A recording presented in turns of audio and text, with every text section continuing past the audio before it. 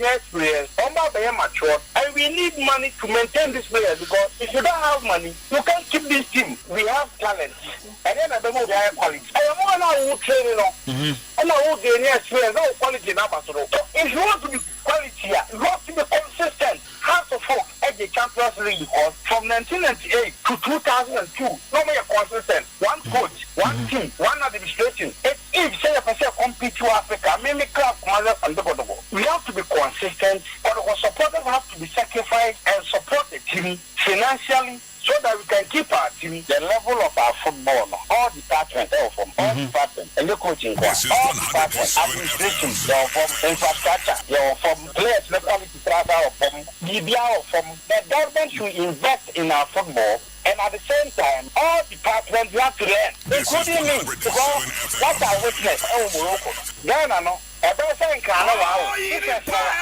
honest. Because that's the Ufra, sorry, now, Baba Sports Stadium. Because stadium now get to a point to say, Oyerepa is over there, the football I have anyway. So, Baba Sports Stadium. That's the police recruit and the police ID card. And you show us complimentary. Every amount is free. Fire service ID card. I am complimentary. What do you mean about free? Where are you going? So Morocco, not get free. I on the lowest. Almost 1,800 Ghana cedis. Obikia as much as $240. Almost 3,000 cedis. Over here, player got $10,000. My I get 20 cedis. As we be much to learn. Over free.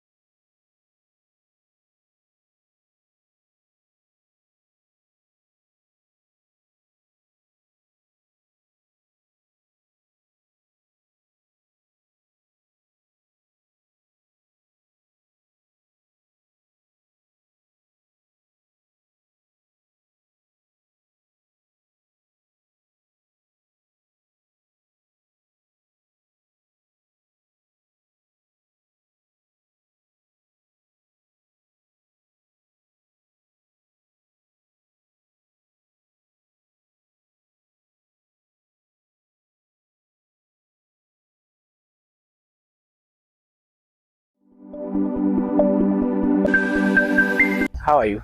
I'm good. Welcome to our pre-match interview ahead of our game against Baseke Holy Stars. Has game of 2-2 in our last game. What are some of the key moments you picked up from that last game? Personally, I think we gave them the match. That match was a must-win. It's unfortunate we drew. Looking at the way we were dominating play, creating a lot of chances. In fact, we had a lot of chances, but we couldn't bury them. And it's part of football. So we are going back to our drawing board and correct our mistakes. Okay. Talking of going back to the drawing board, how has preparation been in camp? We want to know how has the mood been in camp? 100.7 FM. And I pay a doom for no adum minum bim a Saturday. Na emrasa so say weekend edition of today's post. And I pay ye do enkomo a good yon sem and I ere esumo and I pay obatin ko fun close sem wom afisem ewom Ghana Premier League enra matches ne bi etime etodwa ewo nana fosu jabo park Bechem United and Nations FC game no obi amfa ball anto ne yankwatenam nyankopon bo awotram ewo Baba Yara Sports Stadium ampaya ebedwa Asante Kotoko wo mo bebom etia Karela de ensem ena fi Kotoko aso ye eba na oko Accra so folk the Continental Club Masters amasua ya amonsom any Holy Stars and bebo na say and womu eura game num Holy Stars they are back to their favorite stadium there some and a few Holy Stars asua ya eba obatibi and anopay way any weekend no and sembia na a disa fortasautie now tia yentimin tunkure Saturday ya batwesun tonton e ofia ha and anopay yanwa kesa so sa oko amanfo mansun sem no mu a ensem no ya hopa ningina mu ni sa French League 1 matches ebeto dwa ene ochena ebi ebeto fam na Brest and Lyon ene bebo afi Paris Saint-Germain Nice Bonne Louis Enrique at SMP and Atudra Enra Kylian Mbappe Golden Boot Award on Sakaye na Fiorentino Perez SMP and Atudra Yenja French League 1 Bundesliga English Premier League weekend matches bebre and ebetimi Atudra ebetim kobo ewo English Premier League City and Bournemouth abebo Ochnam afe Liverpool ne Aston Villa at the Burnley Burnley Arsenal and other games let's say and it's moving to 3 p.m. instead of 2 p.m. matches no in Tematria Boise na ya both fixtures time stadium nina ya jamo anope show ni live ewo Oyerepa TV live ewo Oyerepa 100.7 FM on Facebook Oyerepa Radio Oyerepa Radio on Facebook and on what's show no o comment me ba na the boss player to the bossy I can na ama said say and said a factor teaming na wa ha boss player Mr. Eugene Poku striker transit dada wa bi akwamsiam konko fon close mra ye ba na fe oni able team no dia kanyina ama to bossy a chechem ama ya tiase ye said say and said a factor we are good to go yes sir if French League anum matches outdoor to jam and French League anum week 11 na week 11 say and I see ATM I'm sure oko Paris Saint-Germain ya and 4 p.m. our Parc de Prince woman about atia means na for AS Monaco and was Louis Day amone Paris FC at the Abosu 6 p.m. Auxerre at Tranfier on the Olympic de Marseille and at the Abosu 5 p.m. and will start the IB and again no ebetime atoto nyanko pobo wetnam Rene Airbus Transport 2 p.m. our Ranjom Park Lons and Lorraine about 4:15 p.m. our start Fallait Stadium after Lille and Angers babom at 4:15 p.m. our Decathlon Arena na Nantes and Met at the Abeni 4:15 p.m. na Toulouse at Tranfier on the Half FC about 4:15 p.m. our Stadium de Toulouse Brest and Lyon about 7:45 p.m. and games are to jam our French League and Miyantra table said it here and then pay after match day 10 say and a table at here Paris Saint-Germain LED with 21 points Monaco at also with 20 points Olympique de Marseille at also Miansam 19 points Strasbourg at also 19 points Olympique Lyon at also enum wamo our 19 points Lens at also 19 points Lille at also and so 17 points Nice at also and Wachem 17 points at Toulouse at also and Crow 14 points and Rene at also edu more 12 points and pay one table room said our French League and Yanchan said top scorers no at our French League and Memrantia in a French League and I'm more goals now on himself Panatili Akudai Osia Kaima Strasbourg on himself Chelsea Numania Bre some for 9 goals and what me Ashem Mason Greenwood Esiakai at the man Olympic de Marseille and also at me Ashem 7 goals 3 assists drop Esiakai man Nice 6 goals and what Masha and pay the sound seminar at 2 live on Oyerepa TV live on Oyerepa 100.7 FM Oyerepa Osi Efinyamen now our Bundesliga match day 9 say and I see at Seoul say and Ram na etime esase emra sehu girasi ewo WWK Arena osate only go ema Dortmund Augsburg entime ante and then Hettenham 1846 and entrance Frankfurt ebo 2:30 p.m.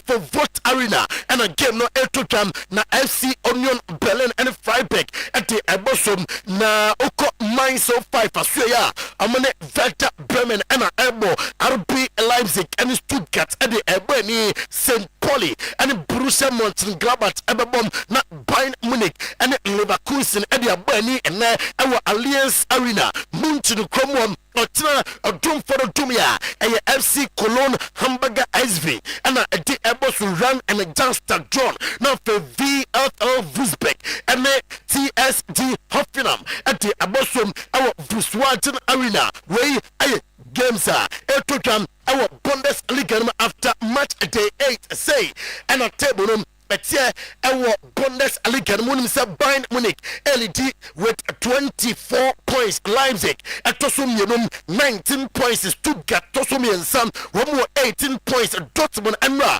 upon match day 9 and before this no 17, 18, 19. Abusiam Okon Leverkusen Australia and 17 points. Frankfurt Tosunsia 13 points and top scorers now Hurricane of Bayern Munich 12 goals and was Oko Luis Diaz was up 5 goals Bayern Munich at so Nema Ekoye at the Emma Place Libya and Nema Sun Tintam and for Emma Beam the Befi Bundesliga now for your team come on I was Serie A match day 10 I was Serie A and then games outdoor El Tota Udine and Atalanta Ababom our Blue Energy Stadium our Udin Como Napoli at Rafi Onikomo and our star Diego Armando Maradona Stadium 5 p.m. Now for Cremonese and Juventus 7:45.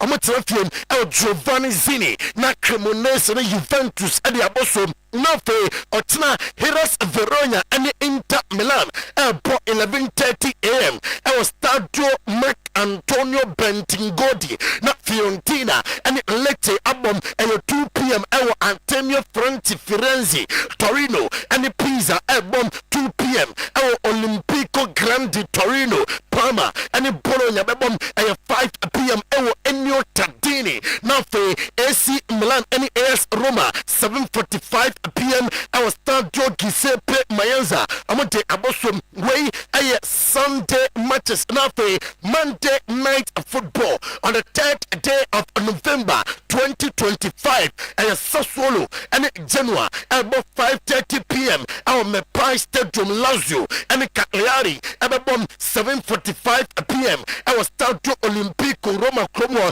and a side game ebetime atofema and pay ya don semina eto anim now young table no said yet I was Serie A Napoli after match day 9 21 points AS Roma etoso 21 points Inter Milan etoso Sam 18 points AC Milan etoso 9 18 points Como etoso 16 points Bologna etoso Ensia 15 points Juventus etoso Enso 15 points Cremonese etoso Enwachem 14 points Atalanta etoso Encrom 13 points and Sassuolo etoso Edum 13 points and Omuam Hakan Tahanoglu our Inter Milan 5 goals and was Ossolini our Bologna 5 goals Nico Pass our Como and also as 4 goals and pay Yatinina Emma Christian Pulisic our AC Milan 4 goals Frank Angiza our Napoli 4 goals and then some ultimate account Bonazzoli our Cremonese 4 goals and washa and pay Yaresan Semina at 2 and our Jumatano som Yefi Serie A now for Yakos Spanish Primera División Santander La Liga matches ebetoja over the weekend onimsa enra games no bi etime etofem emra Getafe etifiem eche Girona ebona eka mienu a Girona ete ekermo bako Christian Stuani and anya the only goal as consolation ete ema Girona Maro Martin and Boza Mayra and about 2 goals at Academ at the Emma get fed in some at 2 and pay na and then Villarreal and Rayo Vallecano from 1 p.m. na our Estadio de Veracruz na for Atletico de Madrid and Sevilla about 3:15 p.m. our Real Metropolitano Real Sociedad and Athletic Club Bilbao at the Eboso 5:30 p.m. our Estadio Municipal de Anoeta Real Madrid and Valencia at about 8 p.m. and then our Santiago Bernabeu Madrid Como na for Ottenham Lavente and Celta Vigo Abom at 1 p.m. our Ciutat de Valencia Deportivo Alaves and Espanyol our Mendoza Barcelona and Eche at 5:30 p.m. our Estadio Olympic Luis Campines Rebetes and Mallorca at 8 p.m. our Estadio de Mallorca nothing Monday night football Rio Oviedo and Osasuna about 8 p.m. na way and match day 11 of the La Liga say and La Liga table room at year after match day 10 and Real Madrid and LED 27 points Barcelona at also 22 points Villarreal at also Miensam and 20 points Atletico de Madrid at also 19 points Espanyol at also 18 points Rebetes at also Encia 16 points Afe Ocha Petitina and Kylian Mbappe Lotin 11 goals 2 assists and YM a young Esia Kemal Laventi 6 goals 3 assists Julian Alvarez Atletico de Madrid 6 goals 2 assists Vinicius Junior Real Madrid 5 goals 4 assists Muriqi and Mallorca 5 goals on assists Bia and pay Yeresan Semina at 2 on Oyerepa TV on Oyerepa 100.7 FM. Now English Premier League match day 10 and ya do na ene matches wopa otinam 2 matches na fe Monday bako atime atofem na complete match day 10 na say and one sabnom esi atm abusham oko Brighton so ya 3 p.m. and our American Express Community Stadium amane Leeds United and the Airbus of Burnley and the Arsenal about 3 p.m. our 10th move now for Crystal Palace our Desires Park amane Brentford bomb Nomi and Sam Fulham and Wolverhampton Wanderers Nomi and Sam our Kevin Cottage now for Nottingham Forest and Manchester United 3 p.m. our the City Ground Tottenham Spurs and Chelsea 5:30 p.m. our Tottenham Spurs Stadium and Liverpool and Aston Villa 8 p.m. Anfield Liverpool Cromwell and a side game ebetimi atodwana complete and na Sunday Ottenham and West Ham United Newcastle United our London Stadium Man City and Bournemouth 4:30 Chinam our Etihad Stadium Nyankopobwa Monday was Stadium of Light Chelsea for Forum and Everton Bebom 8 p.m. on Monday say and a table no etie our English Premier League room what him say Arsenal and a LED after match day 9 Arsenal abonom and 22 points and one more Bournemouth atosumienum 18 points Tottenham Spurs tosumiensam 17 points Sunderland atosu 9 and 17 points Manchester City atosu enum 16 points Manchester United atosu ensia 16 points Liverpool atosu ensom and 15 points Aston Villa atosu enwatwem 15 points Chelsea atosu enko 14 points Crystal Palace atosu edu 13 points way and the table of English Premier League after match day 9 1 to 10 yanka top scorers ewo English Premier League Erling Haaland ewo Manchester City 11 goals 1 assist and 27 Bournemouth 6 goals 3 assists Igor Thiago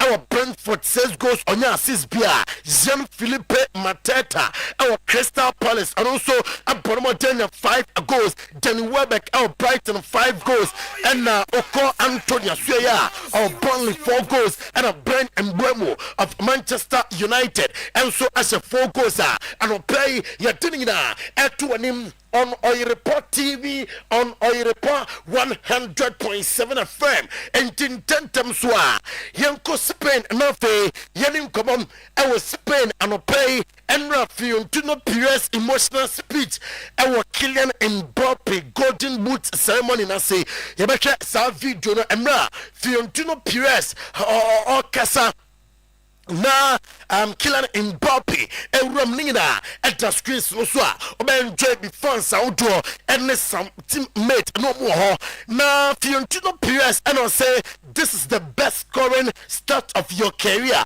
You are building your story with white shirt you wanted so much. Why a clubber na open so much clubber na open so much abakusam from our sack club with dear Mbappe me president Emma Madrid me are proud of Enema. Oh yes, so far Emma club and said last year Oshe over 40 goals around 42 goals Ote Ajem award to him ya him say abesa twaso no fe what ma achieve more for the club na owianom and a Kylian Mbappe say ono de baby a wasi akan bia ono Kylian Mbappe ni so atuno and say club no betima successful personal award de ya na ehu hia na club no trophies obeje ene niam a obeye ede ama club no eyanam esonani ene yansam a Fiontino Perez asua ya ewo ceremony na say on Kylian Mbappe Lotin ede atudwam now yamfi ceremony na say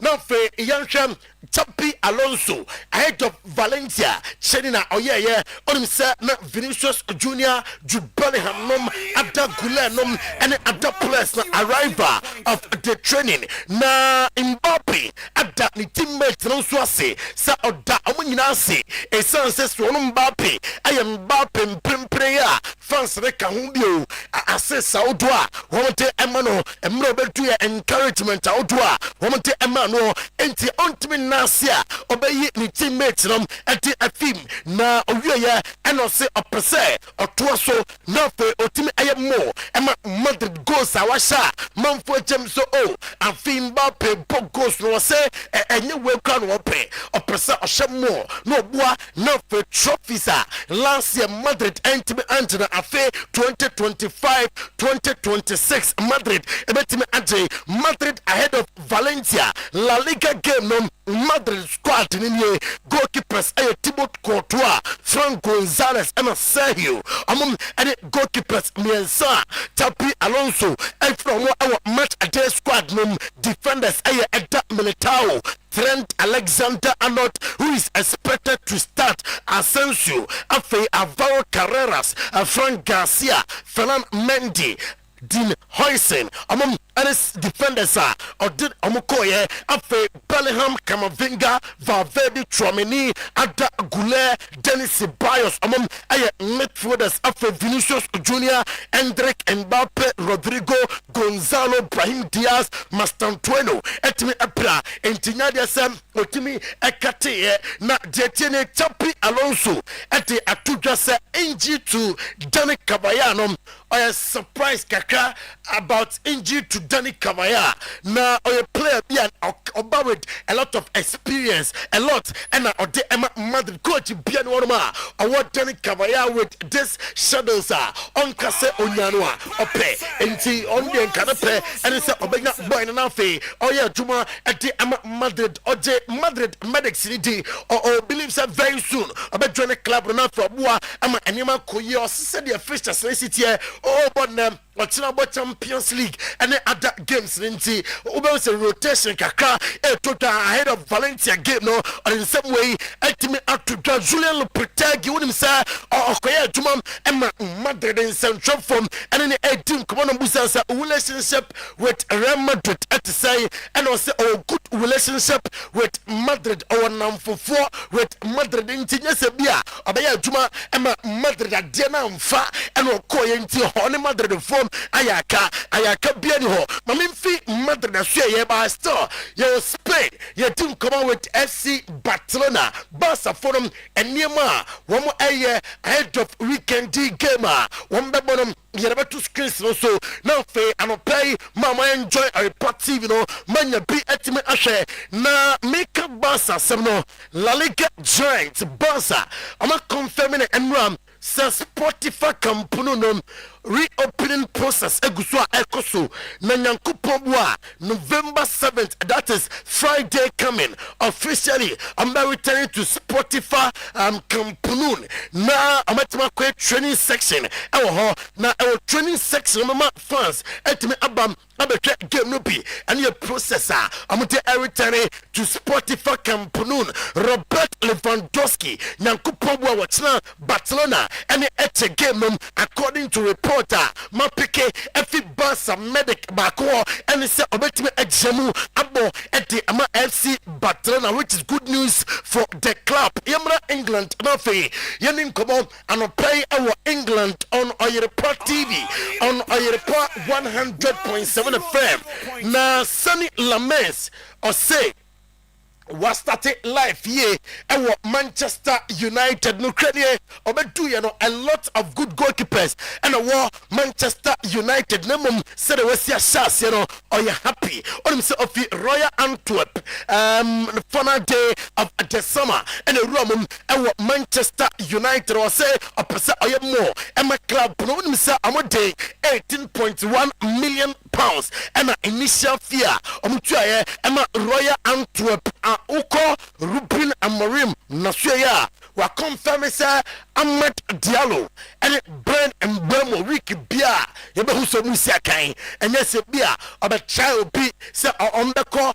African Cup of Nations inti wa shase oba be chai manfo so muni wo se week bia yebehu mo until the African Cup of Nations store with Rupin Amorim or the two game say Manchester United omunya space against Nottingham Forest enye gamer obeka se bia Nottingham Forest for them hombeya sibe ye ko kidia form so a very difficult game. Alan Sarah at the atudwa say we are say obetma successful ade ba ko we are say we say ultimate careful with it and gaga some arrogance near dade attitude ade ba ko has said in central pa the poor attitude and no Alan Sarah a footwa or the amanum na Rooney say Joko or your player here English Premier League rent me feel da na on me the 5 aside best players and playing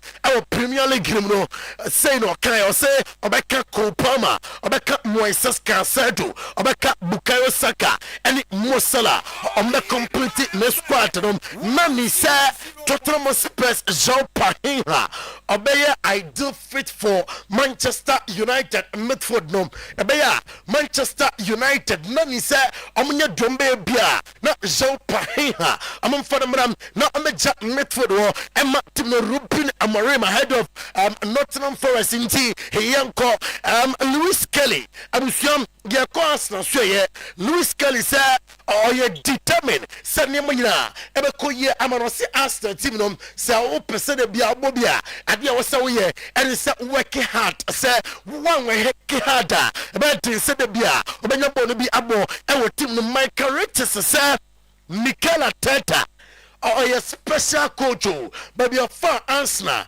now at the Arsenal team number 2 Prempenum. I don't you believe that it's too early there. No English Premier League no on betting a day. I'm an ye or say on track could ye Max Domano sa Arsenal Kodano or say also ye a sense where I could die. Oh, future Babua, I'm an Arsenal at me according na Mikel Arteta and the other two dresser said your fishes here not players in Kabi. Coaches in Kabi and Penifon Fauno, a bedu baby, said your fishes no bosso, not a plenty players ne coaches who come back try say tournament to be ho and I say games be on ma yeah and not games no I was something penning for share it's also Champions League ho Carabao Cup matches FA Cup matches and then adapt matches na a doso some penning form and shasha the sneer a bedu baby plus okra omum nyoma dwen se ombebom Mikel Arteta store odi atudwa sam me Arsenal team no wenye tirimu debia o ema plus mfan so mutim se ai ye ni Arsenal se de masi ai se slebu se jataro enti obi antimi share da bi obi betimo share enti o se total concentration always continuous improvement enom aye Mikel Arteta ni sama odi atudwa anopai Troy Deeney odi asama ba o say AFC Bournemouth star Antoine Semenyo so kosubo na obona already o believe say Antoine Semenyo enche Madrid nom ebeba so mo pe Antoine Semenyo already bona obona on kosumo sabo no so kosubo sabo na enche o mbeka se wo mo epenom no ayensema Troy Deeney ati etuka Unai Emery o say Emiliano Bundia or out of Aston Villa gamer on Bebom Etia Liverpool Nankupobwa Saturday night and a tree and a side game ebetime atoja and slot to say no cranial or no and yes be a man for complaining. Say I and slot air consider goals and slot him no say on a bar no so far empty mentality said you see born more attack no obejai now for a different debia on your sagenum na slot on Isaac and say a man for busani debia na on do him sir Alexander Isaac a good player yes be on a good player what change environment when you enough preseason and kakra obe woman steps into the team owie and say okay with a performance who go ekitike and to the day of late we miss nothing completely happy with the team and slot ahead of Aston Villa in Semuno dia tuja.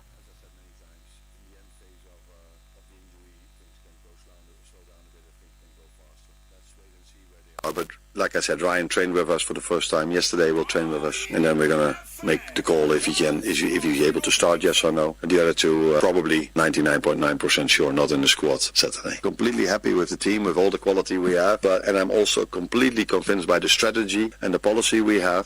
But that makes it the issue, if you could talk about an issue, is that not all of them have had a proper preseason, have been injured during the season. So then when 3 or 4 are injured, you go back to 16 players. So I am a firm believer in the fact that 20, 21 players are enough, but you have to keep them fit, as we did last season. And we are struggling a bit more to keep them fit for, in my opinion, obvious reasons, because Alex is a great example of this. Came to us, I think, the 1st of September. A few others have missed out in preseason. A few others have had their injuries in preseason. So it has been more difficult than last season to keep them all available. And if then a few of them are not available, then it comes down a lot towards the same players. And maybe last season we were more lucky, or now we're a bit more unlucky. Again, no excuses for our results before people are going to say this again. But we had to play a lot of away games with only 2 days rest in between. And that would have been a difficult schedule for every player last season. And I mean a player that has been fit throughout preseason, throughout the whole season. But that has not been our situation. And then I think you have to manage it, because upcoming week is again free in 7 or 8 days. So there's nothing to do with the squad depth. It has to do with how we've went through the season in terms of injuries and availability and players available to play every single time 2 games. In 3 days. My focus could be completely on getting Liverpool back on winning ways, and that's my first answer. And the second answer is that contract talks, if they are even there, are never. We never speak about this here. So, but let us first start to win again. That's where my main focus is on. And slot Nensama or the Atuka and pay na Utawani Echo Enzo Maresca Rasuya. I say William Estevao. Adena Oyen on your name, sir. William Estevao. I bet me I am more than the Oyenum. Or your excellent player, or your player. Sir O Chena Dia. Umrebebre. And here Enzo Maresca Bayern Munich head coach Vincent Company. I say are you happy with Enema Nicholas Jackson at the match at the team on him say or your player at Chelsea or Bologna and I'm Bayern Munich. I say outstanding performance and at the team na Chelsea head coach Enzo Maresca at the Atuja say Liam Delap Apacho our training grounds there nemom onwise expect set ni player be near mana Liam Delap nanom against Wolverhampton Wanderers in the Carabao Cup what part on the day omina ete achenom or sit Moises Caicedo, Enzo Fernandez and João Pedro omina ye okay Saturday against Tottenham Spurs obetimi esiakai ama team on the press conference ahead of Spurs and SMP and on the two injury update and afi said ya OC Echo game num ninyo chichim. No, but I don't need to speak with Liam. Anyway, I spoke with Liam, but Liam is he knows everything. He's aware of the situation. He knows that he made a mistake, and full stop. No more than that. This is a question for them. Problem is that when I say that there is no concern about red card, no concern. If I say that we need to avoid red card, we need to avoid red card. I say what I think is correct to say. Sometimes we had red card that was difficult to avoid, and sometimes we had some red card that we could avoid. I think that some of the red card that we concede, we can avoid that. It's also something that we need to learn, something that we have to do better. For sure, no doubt that in the future we're going to be better also, that we could avoid some of the red card. We cannot avoid. I'm not from England, so sometimes when I try to translate from Italian to English, sometimes it's a bit different. Liam, when he's inside the pitch, it's more focused to do. Our English Premier League na fi Omerson Janu Kumo Bournemouth na Anthony Ariola enti ana otimi de say performance amodere de no akosoro na nyasem ketwa enchimunini. We didn't expect probably in this moment of the season to have already 18 points, but we also know that it's just the beginning. It's just the first 9 games. I think we've competed really well. It's obvious that we've lost high quality players, no, and you notice sometimes, no, these things. But I think we also have the advantage that we have a group of players that have been with us already 3 years or 3 pre-seasons. To have these players that understand very well what we want, what we need, not just from their position but team overall, I think it helps us, the coaches, a lot. We've had good news also in the summer, no, renewals of contracts of Antoine. Joachim Pinitelli Osia Kaima Strasbourg Gemete etem said 9 goals na washa en Ligue 1 amateur Sifonia so said there be our soba now be adwuma amateur Ellen Haaland abusuam reporter and secretary say doctors na catch Pep Guardiola say on your feet obetwesi akan over the weekend until Ellen Haaland Rodri available omo ebesi akan Pep Guardiola confirming news no and the press conference ahead of Bournemouth game. I ready you see the by Maya you be call FA hono na ya din komo da yintima. Is Erling going to be fit for Sunday? He's okay. Any word on Rodri? I think we'll be ready to help us. Not, I don't know from the beginning, but hopefully can be with us and 18 more players too. Yeah.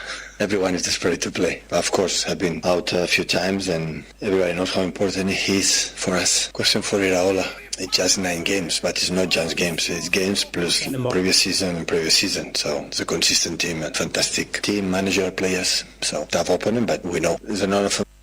Fi England na yamra Italy Luciano Spalletti abusia odi atudam sa Ukraine onono o believe sa Juventus team no with squadra ekutom with the help of the supporters and in Perinfono on Metmasan Peja Juventus Bobo Kono Bim on Cup Miners and on say on a deep line playmaker and also box to box player or our history about Cup Miners inti and that issue cry a good player about deliver and on the time with Juventus na openi do some Vlahovic afen wabao na player obati asiwa ko anya tato se ope strikers na womo wiasno nimbo na okaho enti our fantastic striker e woni timu na dey pressure bia e ba beba se okoba bia ono de opedu some Vlahovic ade ensema oruanom ete atuka ene anope tidina ema wom I see Juventus 18 come on se Bisuma ambefonom afi Tottenham Express na fe Bisuma be si akan ama team na according to reporter men say Kafi Milan and say man for say a Christopher Nkunku no kwai no asa denim fine niema ye expect afi Christopher Nkunku no ntimi nyeye and say the physical strength nya de sam e wosoro sa enkakra obe fit yenko Germany na yenim komo enne anopay Bayern Munich Stadium no abusia report HM say 2028 Pennyford say betimi hosti UEFA Champions League final ninama anisa obekaya Wembley Stadium in London and after Barcelona Stadium na kahunamum Barca renovation works near the identity Pennyford trying say betimi asanko Munich ekromo Jama Musiala training Amra Musiala trainee Emma Bayern Munich Amra I'll try them say obey fully fit very soon or say enkakra or believe say very soon yebehu Jama Musiala biema o Jama Osiakai ete amatu of Bayern Munich say amasha say Leon Goretzka omu wie season we are on team numbiem enti amo replacement enti amana Hurricane abusuam oh here one goal more now fe we reach same amount of goals abusuam Vinicius Junior in 2023-2024 season oh yeah enti Madrid na oko France yes Paris FC din komo sa N'Golo Kante no amon sabekanom as Maki sign na obey juma ama Paris FC and what okoka faso ya ama confirm say Alex Song and afi Chris Katongo on ba assist and now 2025-2026 CAF Champions League and Confederation Cup drawn on Monday Johannesburg NT Confederation Cup and Champions League group stage journal on Monday Johannesburg and Alex Song and Chris Katongo and assist ama journal etimi abasobusia yanyina so na yamfanko phone cross nsem ensi ha enano pay yeba na fe yene kanjen energy drinking water edin komo kanjen for ha de bia me kam so munsuo ne de eyensupa ho onsuo so de onuma no anom papa preko papa no ene kanjen energy drinking water openi good morning say bia fine nyankopon adom bia boko nti emewe de be ma na fe oni minuamba no machechi mu de nti a ewo say yenom kanjen energy drinking water okay yeah so ewo akonya ya mode amaye enen so yesa eba be kire apomuden se ne tambia ye ba ye kano na tambia se ne ba ye kire ema atiefuo ene ahwefuo ehunu se ensuo na ye kan wasem no eye apomuden ensuo se ne be ya ebeboa yen se ne tambia no yensuo bia ebenom no yehunu ensuo no ba bia efri na ye nche ho no ene ye team anase ye topic aye de nam ne se the minerals or residue in Kangen alkaline water.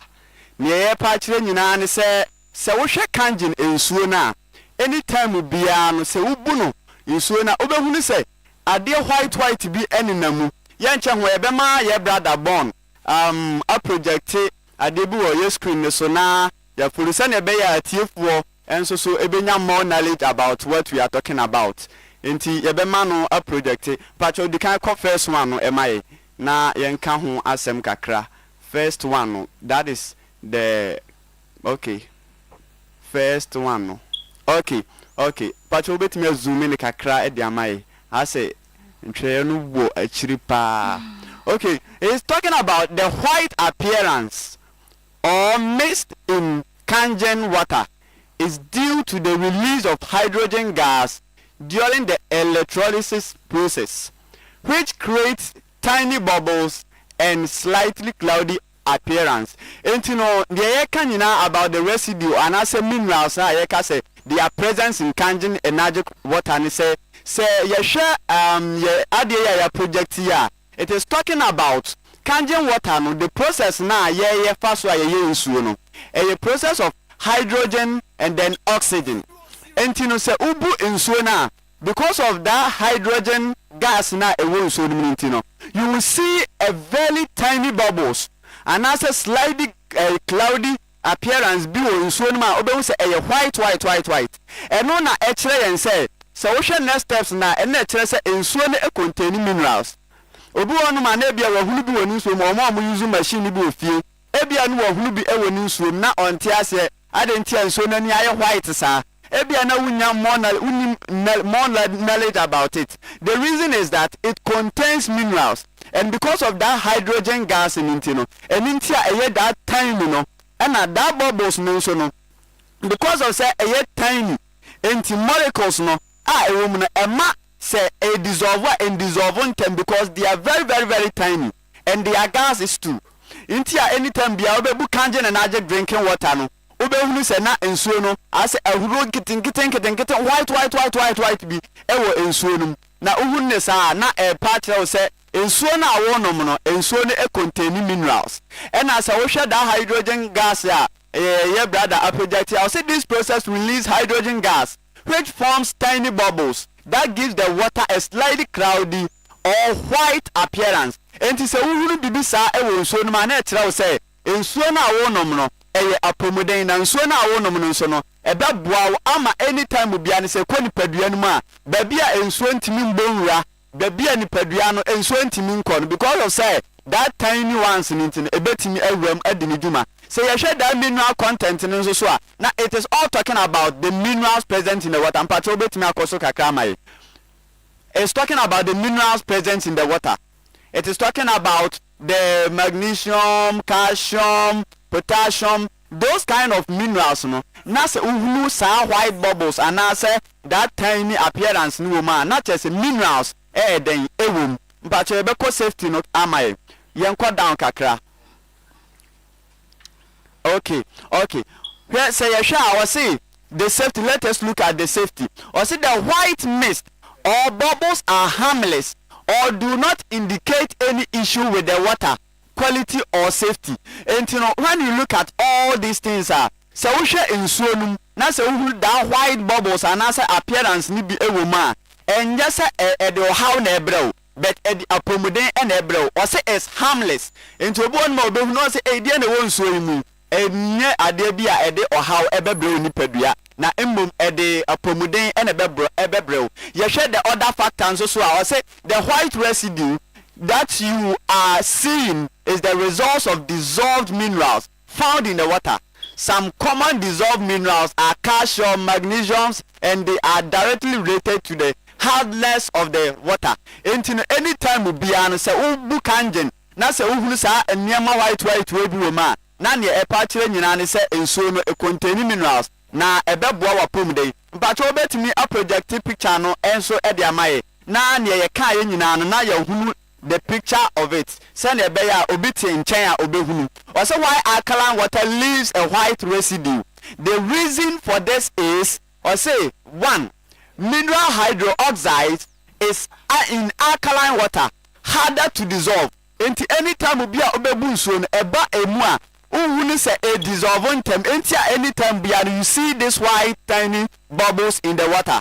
And when you look at the two, he said that mineral carbonate in tap water easier to dissolve because of say that minerals and I said that hydroxide gases na ewomu no and am say any tiny nintino ubu ya obetia say a dissolve intina ema wu say enso ne contain all this tiny ye kan ho asemi ye nchele ho no ye de number no so ebetu da na obi a otika mu so no se opa bi ato a obetimi ahwe 0241 44 91 and yes I was 050 737 94 74 na se upebi ata mejai ama sister no so e de kakra aka na ye kan ye no asema e be ka kire etiefo ni ahwefo ni se omusa white residue yi ewoma I say mununkum na eni kwan say omubohu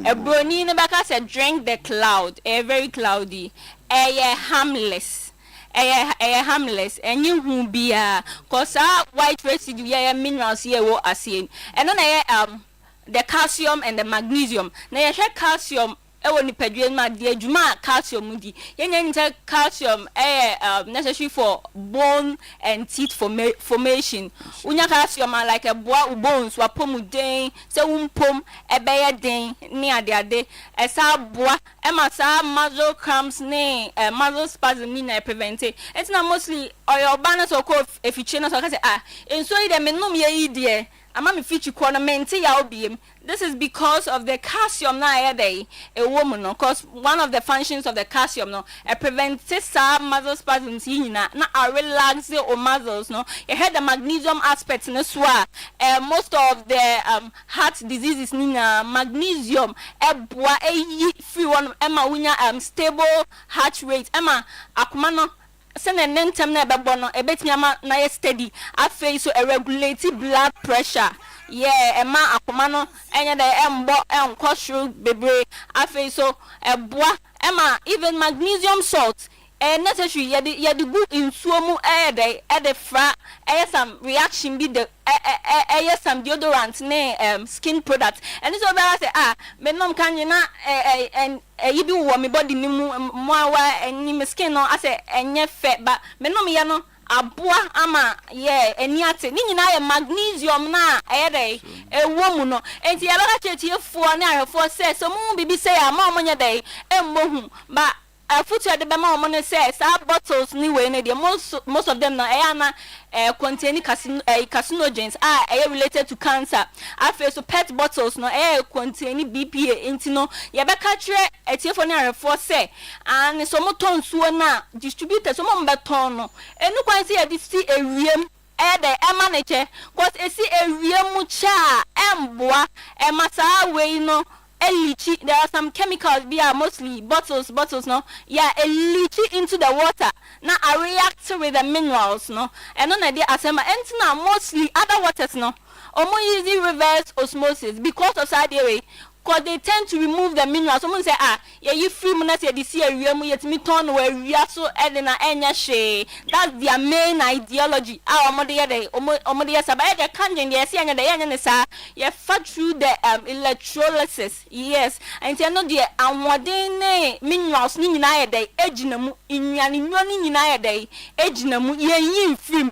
Enti dey be ka chen say fancy area mu ncha obetu beton a udi see baby cool place and fancy area mu nyanya dey enton enti sa white residue ya mununkum no hu a nya dey emohu magnesium ne calcium no na ya dey settle down enti sa hu machine say na say ubu na start hu machine bu o fie na say ubu a ubu so ubu a ade na ya white aye white and even cry glass now what the day would the boy no bon say aye dey settle glass ni na enti aye ma aye mu show aye sa magnesium any chemicals any calcium na aye dey ewom dia ba boa wo ni padua no ama ni padua na aye dey ejimu na aye dey ewom ti eni kwan say ayem hihie ana say bibisa aye dey ebeba. Yes, I de your number no ebesa edi atudwa bio na wote ka mu na o hwe ana se wote ka mu na wotie yen wo fie na o hwe yen so so a de your number no ese tudwa 0241 44 91 0241 44 91 and 050 737 94 74 050 737 94 74 enti no ne kai nyina no se ubu nsuo no ana se unya kanjin ensuo ni bi na se emu ayekumo se emusia na ne ekire nyina ne se minerals presence wo ma onum nsuo na ebeboa wapom den ebetimi aboa ama anytime bia no nipadua ne se nsuo no koma etimi edi ne dwuma se ne na mi sister enso ese ka no me pa chow ye na ye ton nsuo no moma ye mbo nsuo no ho ban wa bia ye di si e wa se ye hwe ne yie se ne be ya enye exposed to sun because sa hydrogen gases ya ye kan minerals ya e wo nsuo yi mu ye da residue minerals ya ye kan wasem no eno no na se awia no expose mo a obehu se then it will be turning to a brownish color bia one hwe a obeka se ensuo no sei na eye den etie nti se wo di nsuo no eba market ne so a ne yesere nyina ne se preserve nsuo no yie na wa prevent nso so e de afiri ba bi a ohyew ewo se ne ebe ya da white ayina ye ka ho asem bubbles ya ye ka ho asem no emetene enkonkoye brownish color bia ewo nsuo no nti ye besere se eye white na se wo hunu nsuo no ma it is not harmless. Yeah. It is not harmless because what preserving so ni na minerals na ewom so they are very very very rich. Enti no obetimi anom na ebeboa wa pomuden enso pa na ye de asem there once ne say oh your wedding oh your event bi ana say bisa oba na pese customize o photo ewo enso ye be ni nyina ye dey amount enti obi a oya party bi oye we ya ni nyina oba officer yeah, you bet me I be there. I'm a picture, yet be bought in so no why they. I'm a come, I fair. Yeah, I share the massive brave. Ain't he canteen and not drinking water? No do, Umudun come on, so that I know quack a weekend, Diana. Boss, good morning. Morning, Baba Bibi Abokode. And your my come dear. Okay, all right. Yeda say and wabo juma. Odi ranko phone cruise. So baby so rebiano. Wora aude and semno eguo ede amaye. Na weekend money Madrid. Oh, so we there. I am Valencia and okay. Valencia. Mobile we master. We your boy your born we Benabao we are about 4 away games at us. Oh, okay. Including the Champions League. The Champions League in the CCC affair wondering. And a panebe chini will be about you and echo. You get tree one fiddle. Obey training and a part. Dana a bubble born Monday and a part. Monday. Say give me a Tuesday. Monday and you may send commanded the chini or Anfield. But I do just say maybe Alonso to buy or you be or say there be on be chini or Benabao Monday and a part. We are not from breakfast. I'm from breakfast straight to England. We do player on the press conference in Kwana Beko Stadium. Sana be day. Mama Kano. Team arrangements. Oh, massa. Team arrangements. Park the Hoko Shena Koya team arrangements. Ah, na Babu Akwaba. Champions boss we do. Na say you refer in a mandatory. A mandatory. I think I know say because a car more you know I say when you access to train on the pitch. Monko is sanctions was so there. Oh, said then maybe should be a so when we say Madrid no more say ano me take decisions being say damning the consequences because for instance if sanctions no heavier na say all the other things are put in consideration now we decide say damn the consequences no or you know there me name the rationale behind this decision because normally no in Europe ya na such things no and no man ka ye be fa no say dia hanom e be diwo no anase no nti na wo mpese nka wo be kontema na wo be kwakwa etuni no ya na omunta anye ne saa o nse Barcelona for star bia omo di twa omo pitch no omo glass no oni omo ko bobo a omo twa na at a certain level wakwa you training na wie no no afi omo bi twa no to suit sani omo pese omo ball no enti oni Barcelona bobo na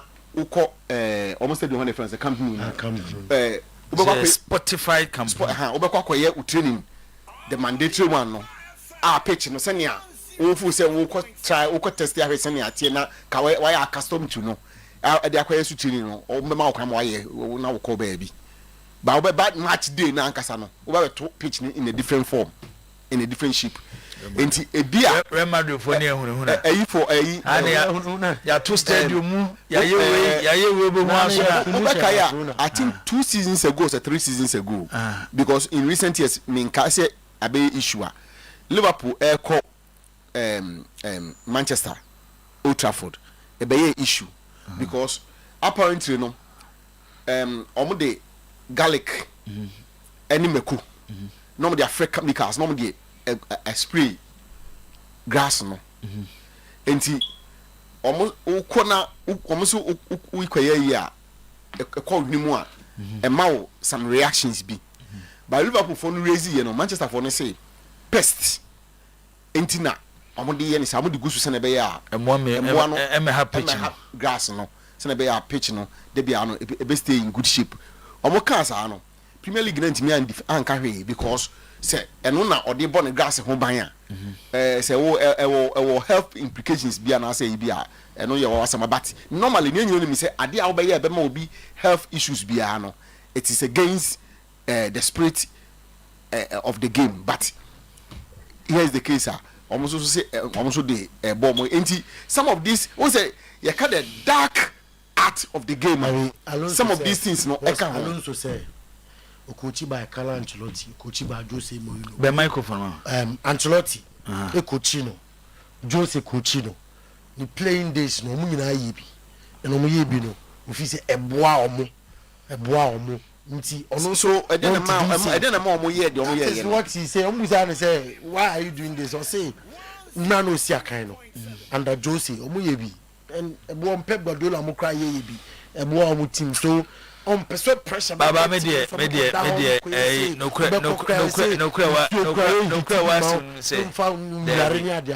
wasum say emra we ye hye say team na ufra bonten bana unya access brano te say di obo home no e wo pitch na e bobo so no usubenya the feel of the pitch ansana game na there be Amford pitch a hu na bi last season no. This is in yes and it here. So tell me chance. Mo de ehunu asa mo be na Liverpool foi. Be 6 matches here omuntimi winning. Ube one Tuesday next. Tini aji Champions League 15 no.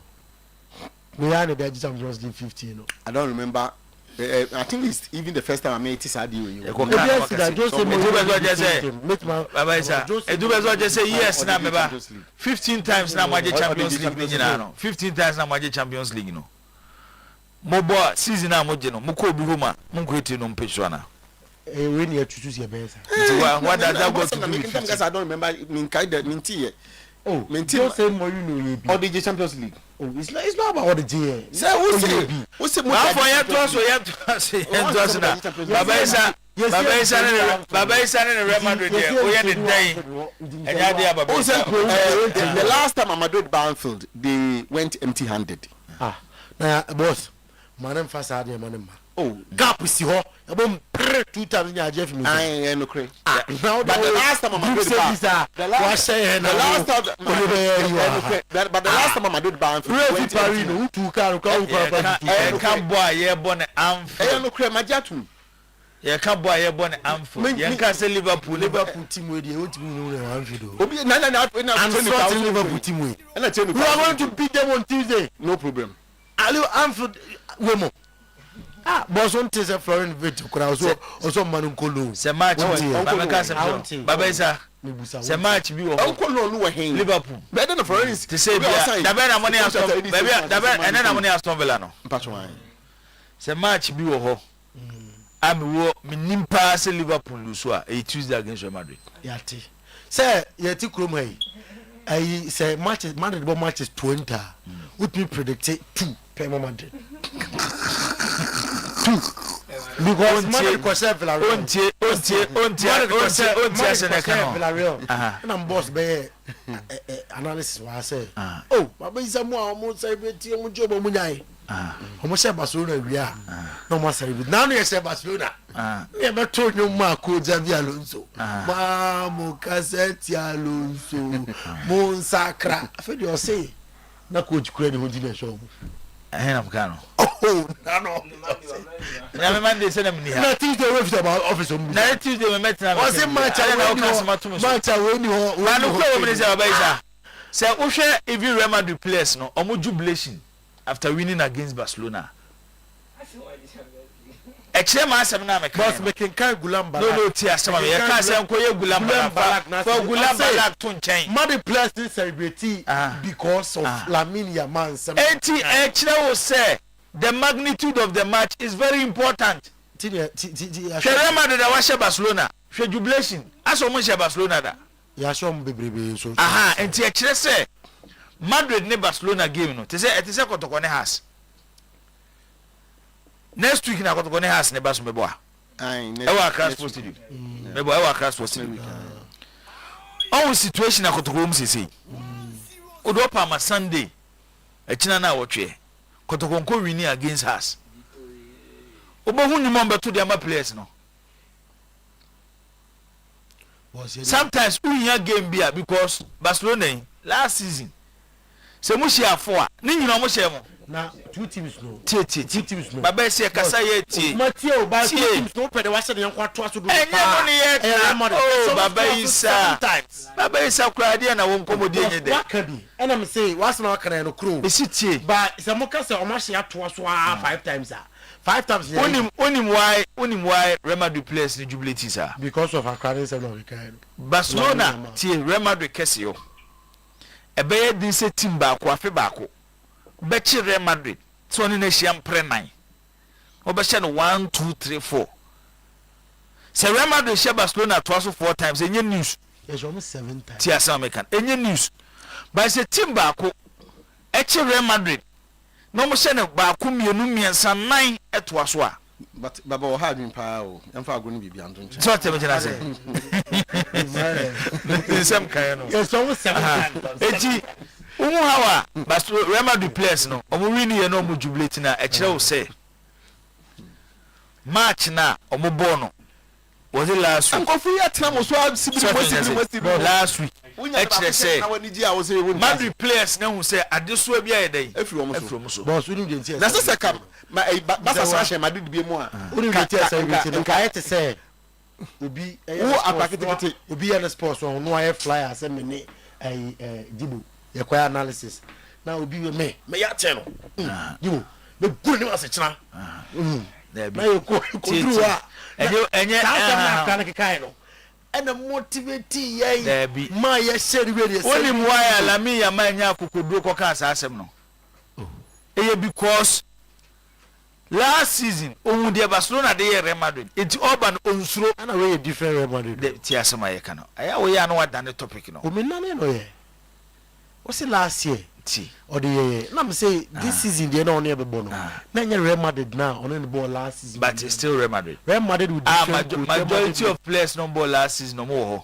ho different coach tebo ko to last year no ni ho ayi Cabaya no ni ho no Cabaya no last year Militao no ni ho last year Amobi gba no ni ho no Amobi 4 games na Amobi ni Amobi da Militao Amobi da is it 1 or so Tchouameni no ni ho no Bavard no ni ho Mbappe no ni ho Vini Junior no ni ho Jude Bellingham no ni ho omo ba be kan on de baba Isa ba for yen to aso baba Carreras na o cha kwani she di moto ba for boss na bibia boko de oh ejana da me ko so kama ye kurukura mu kakra na ejana da roma yanya kakra na baba de we ni de ko onko na baba Isa ne Real Madrid ne kotoko de baba Isa o ye ne day osminti dega maminti o kakai baby apesa o faka kabi ansa na yewra amonone na afei yakohwe games a ebeba so over the weekend ewo the major leagues ewo ye Europe ti obabo so kakra bi baby apesa obewura ena enti enra me tena ha kan say career for no by 4 am nanka omadukumase pe omo travel arrangement na me monitor no information am picking say almost same kakra enti as me no ka say career are just about zooming into Kumasi Kumasi in fact I say our people changed our traveling plans and so we are almost in Kumasi enti as I'm talking to their kwa match na say who did they work from yes from Kotoko end no they've not done enough, they've not done much on it minima de krintia obekaya eno am say neither akone minia chun eba ha no mo but that was the first time krana am say na me hu obi a oye Kotoko a ase we decided say opese odi match no nkomo kakra na nkomo na akwakoye last match no mkobo work no work ni defeat and the sale of abeto amo ano ni sikasem adokro Kotoko no na afi asabeye issues as na that topic but say yen shift quickly attention to match no na ni hu nkomo na ade de na I say inti o mama they've left it a bit late but I hope say any no bet me amass up a lot of work na omotimi dia amass up numbers kakra e dia ma game because I'm here o chema be duru no because o hwe after Friday no e be see even enra o be tikotoko hu nkomo bia danger man na work abetamwa from Friday to nanke senka match was Friday entika Saturday Sunday Monday ni Tuesday mu de nanke seka o matime pushi the work the back ne the abetamwa issue ni na no dia to baby then you shift focus and attention on your friends saying the upcoming match and unfortunately no I say akoda akopim enra Friday na afi omo try say ombe bibi un say ese ya kra no media na ya no ya say ya take the matters up ya decide say ye di hu nkomo na ye mama ho update nkakaka na ade omo kotoko na ye omo match na ise bi anka omo produce materials for the game say ne be ya anka say obi kura pese odi hu nkomo a obenya bi afa na wode abon de wrachere kotoko chita for ni amansan no I say they've not done much on that and I think it is a failure on the media department and the communication department of the club no and the supporters front no I think say omo ama waka de no ahye omo so dodo but na ye clear na ye obvious na omo nim na obi anim ye nyina we trying to whip up enthusiasm and I say draw some hope any ade but ye nyina nim say na enye an encounter that kotoko ko say okwa na wotifie no ma ba hyewa wo dem fan say mistake kra na ba ya say wo wachi kakra enti kotoko themselves knew say na it was not an easy task omukwa overriding no masamba enti say anye ya you put it behind you and then wahwenim na de owonim no wahwaye unfortunately no as o matana say twetwetwom na say ama yaye din kakra de ama omo and they've let it a bit too late obi an come match no a bit too late yeah a bit too late and the best but defeat shouldn't be the end but because life must move on football and no woman now kind no work shekotoko and work she ne kotoko ba for your news at all club Eton top player based on the current state of Asante Kotoko. But for new news at all because financially you need him say sikasem. Kotoko be here sa players turn sa nyoma no. But ABA supporters they might complain about timing. A Brenna would turn player no. It's a masede so before kwan bi so a chechire mu ye. Enchechire Kotoko is in dire need of money. Kotoko is in a dire financial need, and there no two ways about that. And now, Kotoko 2 seasons or 3 seasons ago, there be a Moko Menshako Jessica Koto players. Season we Moko Menshako Jessica Koto players. Over Africa, Obeko Menshako Jessica Ako Africa. Say Ufi Africa mua na aka league na Oba. Wukrano say we obia. I mean, careful from my ways, but 7 periods. Untimi sorry in San say, Miss Habeje Akobo League. So, as far pick be so, Akonya be now fast so now with me generating Bibia, what the league, you know. Enti, one of the avenues are revenue generation avenues, Edema football clubs, player sales. And a player sales, no so at a certain point in a football club's life, and that's where you know. Say a balance says so two player one way see before na beton we see before na one way beton turn na de kodwa so because one period de kodwa so man yeto beti me fi kakra so enti kawe no ye ka ne nei na kotoko so empanifo no my transparent to the supporters no so ta say abetamo yeto say ene ye ka say the price of abesama na say the say na moto abetama is left for media speculations. It's left for the media speculations. A Kotoko supporter is even confused as to how much their player was sold. It doesn't inspire confidence. It doesn't. And now I can say, boss, we are more closer to this group of people. How much is the Kotoko THB deal? How much is THB? Oh, boss, now can't bet Tamoasem. Can't bet Tamoasem. Do we not say, Mema Quaya now call? Kakufibe Babu, one day, some women say I don't have figures. No, Mimini, but maybe point in say, some of these little yeti hanomo, just on the click of your phone. Liverpool decided say, money. Nike Eugene and back to Adidas. Ubo phone, so you know how much is involved. And it's a Liverpool supporter. Koto Liverpool Jesse Asha. On him say Adidas what you can be the Liverpool. So to Jesse Shana both parties in Lubiana, Nisika Sanebe, Umberto Asnomo, Atwas relationship. No, at the end of Bema supporter, I can take 300, 500 Ghana cities. Edia Koto, THB Ashe, Ewabra, only him for one Timunya. Nasati be never so the Indian. Away. Now we need THB Nikotoko. We play see. And enough, and until I say, or Mokacha Muso, every crown ke Cotois, you best spend it 1 CD, Kebe spend it 2 CDs. Tears before their brain and Thomas Tadia come and then ya several Abia saying. Then the Kotoko supporter knows that so Koto THB just in Sha. What one team, I'm almost I intend to that relationship. That's the same way the one he has a management be Babacacho or your supporter. Better than a supporter. Yanka, what saying? They said, Musi dress it to me. I met to me a Nancy Kotoko Morocco. For her boy scene. Come. And I make say, it is a Biba so club no yes, so we are supporter now with your chair. At least, as also moon your baby, I was to be a moonchless moon on it, dear him. And I make sure say, yes, I am a Kotoko supporter, who say, make Timuno, where Omahu's first you know IFA. Nefri hin e de na wom de nti na sesa me kotobishe so ma shata de na bi na ntia eno ntia of boss don't rule out pricing and a cost here. THB is sold in the market I think 500 or 300 or something like that.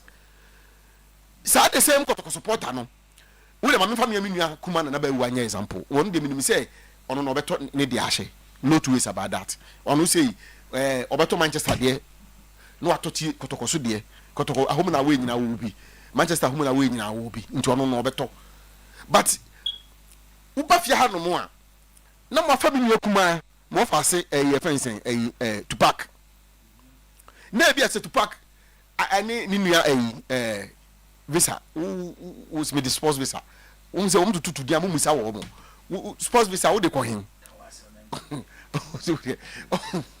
mo se sai di na se mo manage chiri na otu wey Madrid Jesse oyi 100 and onya bi to share ntu so be wo share Madrid Jesse to visa nti visa be 300 akoto Jesse ba ko di ahye na 500 akoto Jesse ahye dabi so yes ah na wo bia man na to so bi se emu mfa so se kaka be committee mu ho no yes sacrifice no enti wo mo target no kra no misfired misplaced kotokoni THB nyina no wo mo target nyina misplaced.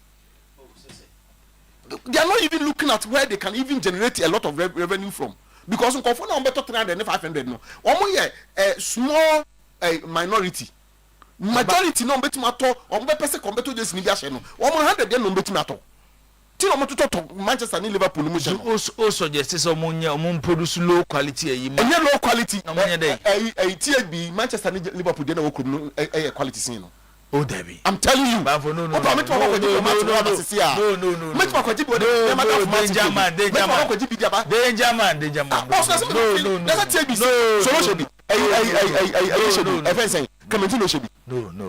seen it and yes, I have felt it.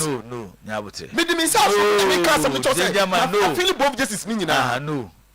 Oh, say be I won't say be kan no we say no ah we say be we boss wa kamati ase enti no Kotoko should be able to let the supporters know say abetamo a ne kro na okro ye no esun faso a dey breathing ni say wan kwa anka ye be call into financial administration now no you say you team be one man into administration yeah our team be akọ am say championship team be okọ on this car okọ no be kasa supporters no be tell say so yes you ntimi hwe me yetim nko administration to what on na yate ase and ye be stadium Celebeya, we yes Kakrana, a Chamasan Cotunton, Samba near Munia. But yes, I've been changing more. Let us have or Chilling. Oh, after Kotoko free Morocco by yes, he has explained. Say supporters never so compete with these clubs, sir. They need to play a huge part. Our club Nisikasim. I know huge part ni be say. And they say and they Kotoko matcha support a stadium krano. Kakra bi na eba. Oh crying. Enti eba supporters ne contribution financially especially as mobile stadium sika na omunya ne sika wo fom and meti wo mukra say Africa no 2 games from board home which are Accra Sports Stadium no sika kotokonya no is not even closer to 250,000 Ghana cedis. I will not be surprised. But the reason why means so before say they are all canon ni kwa baby so no omo uka say won say they are okay nyina no or ka he has supporters in the stadium, which I 100% I'm in sync with him. I agree, no two ways about that. Nemum say yakoto bude young omo my no for montun chain. Now kakana wa stadium no. Don't they deserve that respect to know? Say omo player betamo nanka omo stadium abehwe no.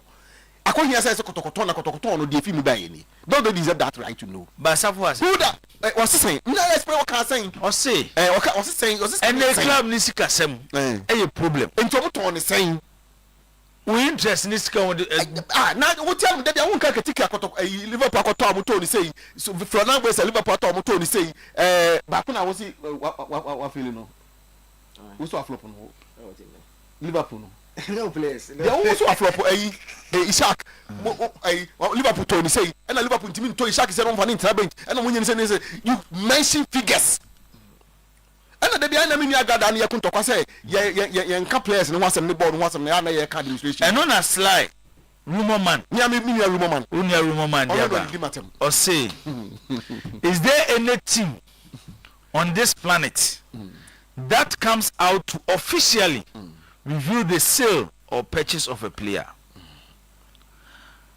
How much did Liverpool say Ishak was bought for? Tell Harry, they are all media speculators and not official from Liverpool. Tell you what cannot you say? Or say Liverpool until they bro. What you say? Or say Liverpool. So mo be your official announcement. Until say Liverpool they ashemu say Harewa a Liverpool for Tony ye tue sika say and the ma Zakito FC e de fa Harewa which ene wo yusu Ishak dia na wo wuni nyina ayen sentro for mo so ko hwem te se wo ba fo awua no de abeto abonten say Liverpool say to amokoto Ishak fi Newcastle e bo ne 150 million pounds yes am so moto no yes sir obo hu say afeni be so na omo official financial report e be babonten no bo hu say almost the same, close to it or a little above it or a little lower. You are the same. And two persons are financial report. Even the difference start from the Roman anyway, and he said, Honum or elsewhere na Roman person or the example. No, they open themselves up and give the figures to those journalists. Debbie. Why should we? Why and I said the same thing. I tell them. They tell them. No official will not put it in the statement, but they will tell them. Jagito. You as a media, you also have friends. Since they came, and you also have friends. You also have friends. Our motimi amount information from our clubs, including transfer to say the okay. And the Oka so moyen or hono. Any side information, club administrators or more Ghana has to demand a difference name. The makers in your alternative master. The difference between Omone and say, CCI, Sir Abetamo Sailing. Can you tell us you've not tried to get information from why? from your sources. Other media guys, especially in Europe, almost any access to this information because they might not be closer to the club. There are some where they are general so far. Say Honor Roman example. You don't play my figure. No, it is said diabetes at least they always have the figures. But are they? Transfer be Ubenya. Every day, up to today, me, I'm telling you, the figure that is out on me today, I've gone to it, and you're not but they are refusing to give you. Then I know, Member be figure, and you're fine to the world. They now do see the Omuka. And I'm saying, but Omu, a denial. They are refusing to give you the. They are refusing to give you the figures. Yes, Santa was here. They may even not give you the trust. You will be to cemetery. Zagito, to cemetery. Me have engaged parties involved. Ewa betamwa transfer. And I know Sika. You did talk betamwa.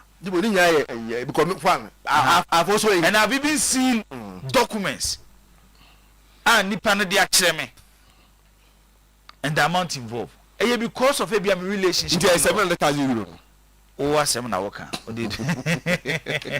Oh, 7 hours. Exactly. I'm better to say. The only thing about they want to say these clubs no more Europe no. They have one thing, and that is, and about for kind no. I finished soon. No more financial report to bar. Which sometimes most of the clubs are post even on their website. Oko page ana ushema. And some are can you know as I get to reading watching you easily see it. No, when I better just point no raise say you close. I get to you close to club. I think I'm times that problem with it distorts my and distorts who the import of the import of message. I press I said something on mobile and cancer. Now say the difference between you know when say no selective. You understand? For example, as we see today, when you figures, but you don't want to say it. It is as good. But as a journalist, your listeners and viewers want to know. When they say okay, breaking news, it's a breaking news. Yes, you might get information. But every time on no crana information when you know the bababontin as a journalist, there's a way. Tell them I say. And you would ya na dimikaki no abeka. I mean you say you bit my information. We shop that particular time no crana and you good so this information bababontin. Of course, and also it's the first time you want and just say me ya na me dimikan ma better on my babeka. But once I won't kind it is not in the public space and no, therefore nobody knows. I have not denied that, but me the key to asema no worker. Na me reason say those contacts na workers a journalist no more no. Te says a key to abetina say or say ye ton ebia abetamo this amount. Zagito based on credibility as a journalist. I will not doubt you because when him say you have done your checks well, a lot of links. Abet me this akonya sa figure na diaba. Sa de ho nyina etie. Journalists build relationship with clubs. Your journalist who are the Manchester United news bar, it's difficult to doubt him because we're very close to the club. Your journalist who are or the Liverpool information bar. A bed is so bad out. Your journalist who are the AC Milan information bar. A bed is so bad out. But be a side journalist no Manchester no. Udo pongo Liverpool news. Now will be a Liverpool for trust no. And so many you got Manchester ni akwawe or men club na some no kanobwa. Tell baby he was no consistently. There's a trend about in class of tone players a figures no a Ghana idea Ghana idea you see but I consistent to you. I consistent say Ghana when they sell outside now their closer journalists becomes their enemies because I feel they hide because scanning dollars in yeah I mean you know how why is it because dollars so is it because the Bible here it create problem now I feel the say be a from because me know what is, because Jimo, if I've spoken to people who are interest parties to this deal, interest parties to this deal, who are also raising serious concerns, because now I say now even deal I could do a level where there's a trust issue. Mamo they raise that, you know. I could do a level of, and I'm saying Mamo. But some is Olympic square. They've written a letter. Man, some no more can Olubo Munya Sadio. Says has to sign and run football in the trim. And Zakito, you know it. And then when a player is being transferred, every single club, our party to the player, who interest will play in Biano. But for you have easy access. Umusika de to no one when you na anyway. One letter about one thing say Ubebusa Siska send a cotton for the turn. Na FIFA for you know Mukritian and Konago is cano. Nobody, I mean, I'm not. I don't Olympics, but they have issues. They don't have any issue. It's 1970, 60, 50, 80 time now near football. No, and no because top player, no this can see. Okay. So what was about do you? And then football you trust on your man. That it to say win him. No, just that they still have a way. They still have a way of going around it. I know your master. And Monko Bengazi way. And they still have a way of going around it, doing their own way now. So more down to FIFA say matching system is a dear system now. Okay, you bear information in now. How more be a hoodie woman now? Because I know more. Even clubs or more or so many solidarity in ano. Obi enim bi obenya. Ba for so tem jaze. Eti wo da to dia for playing ko Libya. Na ko El Ali Benghazi for no. Na ka tom se masa. Sika na mo entire no. Ye de ye nyintum se sika na mutwa makotoko. Nti mu be chechire mu yinjire. Nje jibo ndi mo wasa wa. Eti boss. Eno so Ashanti go. That's yes. Me we interest and no answer more yana me frefre. Me who say now no interest boss. Me ni Alhaji Kunde so kasa kakra fa. Alhaji Kunde no. O say Harry. Now when me say team no, me ka ho na wo bom yam say. Am so Alhaji. Me ni wasi na de na wo frɛ me na me say. Me nipa me ni say oye adwuma wo team ni mu. Ye nyina enua say Scandi. I called him about 3 times. He was unable. Mpesa say he refused because he can't refuse my call. He's my brother, but he was unable to pick. I sent him a message. He has not returned the call nor respond to my messages. And now I say, "Scan this so me ni na ye." Yes, information na ye ton. E ba ne sa na de wunya no de call. Rejoin that na say update ba na de abeka ho nti. Afa de Alhaji de ba no. While the show was running, and it was so there now they become near the keke can home say you will show no. By now, pay sorry, no. Kakra, as I become home. And they say, almost say, I'm quite a canon, you know. Yam call Imra, Yaba, say, and some from and a person be a BFS, I be there come Kakama from so dear Matti, some which now, dear Matti. I'm a Sumetina Sia, Meshaha. Asem dey say me kano ba me so meka so beka wo dey meka say Zakito so ha because na me say na ni abre pa na was ya go amana no na no do safo and e ko represent Ashanti Gold na for asabede ko to tell na no do safo say asem say na oni hunti kon no tumo otimi kana no tumo no na Zakito nti ase sanity ekusi wo isi here. Okay.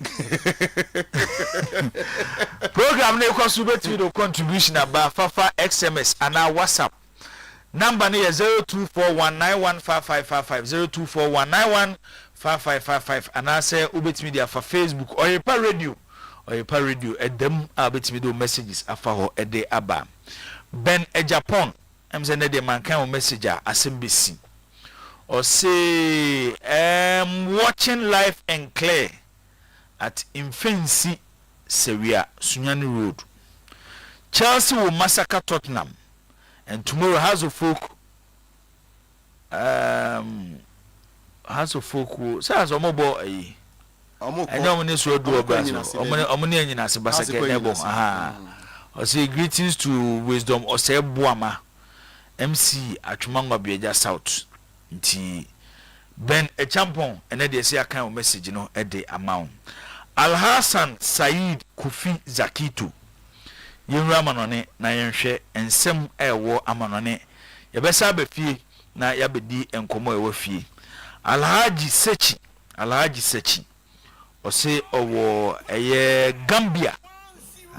Gambia buchiri. Ne ka buchira Gambia so kan. Na se ho ne enya Ghana. Ananya Gambia ya nyina ni hwahwani krumo Gambia no. Dize ye ka buchira fa Gambia kan. Gambia wo kwa wo chi so fa plane no. Nigeria ya buchiri. Na on fa plane ko. Burkina Faso ya buchiri. Ye di plane ko. Mali ya buchiri. Ye di plane ko. Now ke ka so wo yi Senegal ya buchiri. Se sa question. Senegal ya buchiri. Ya on fa plane ko. Sa Liberia ya buchiri. Na buchiri na here. Tanzania ne ntokwesu ho ya buchiri. Abuchiri. Yo, bafo. Uko South Africa ba won kwa buchiri mai.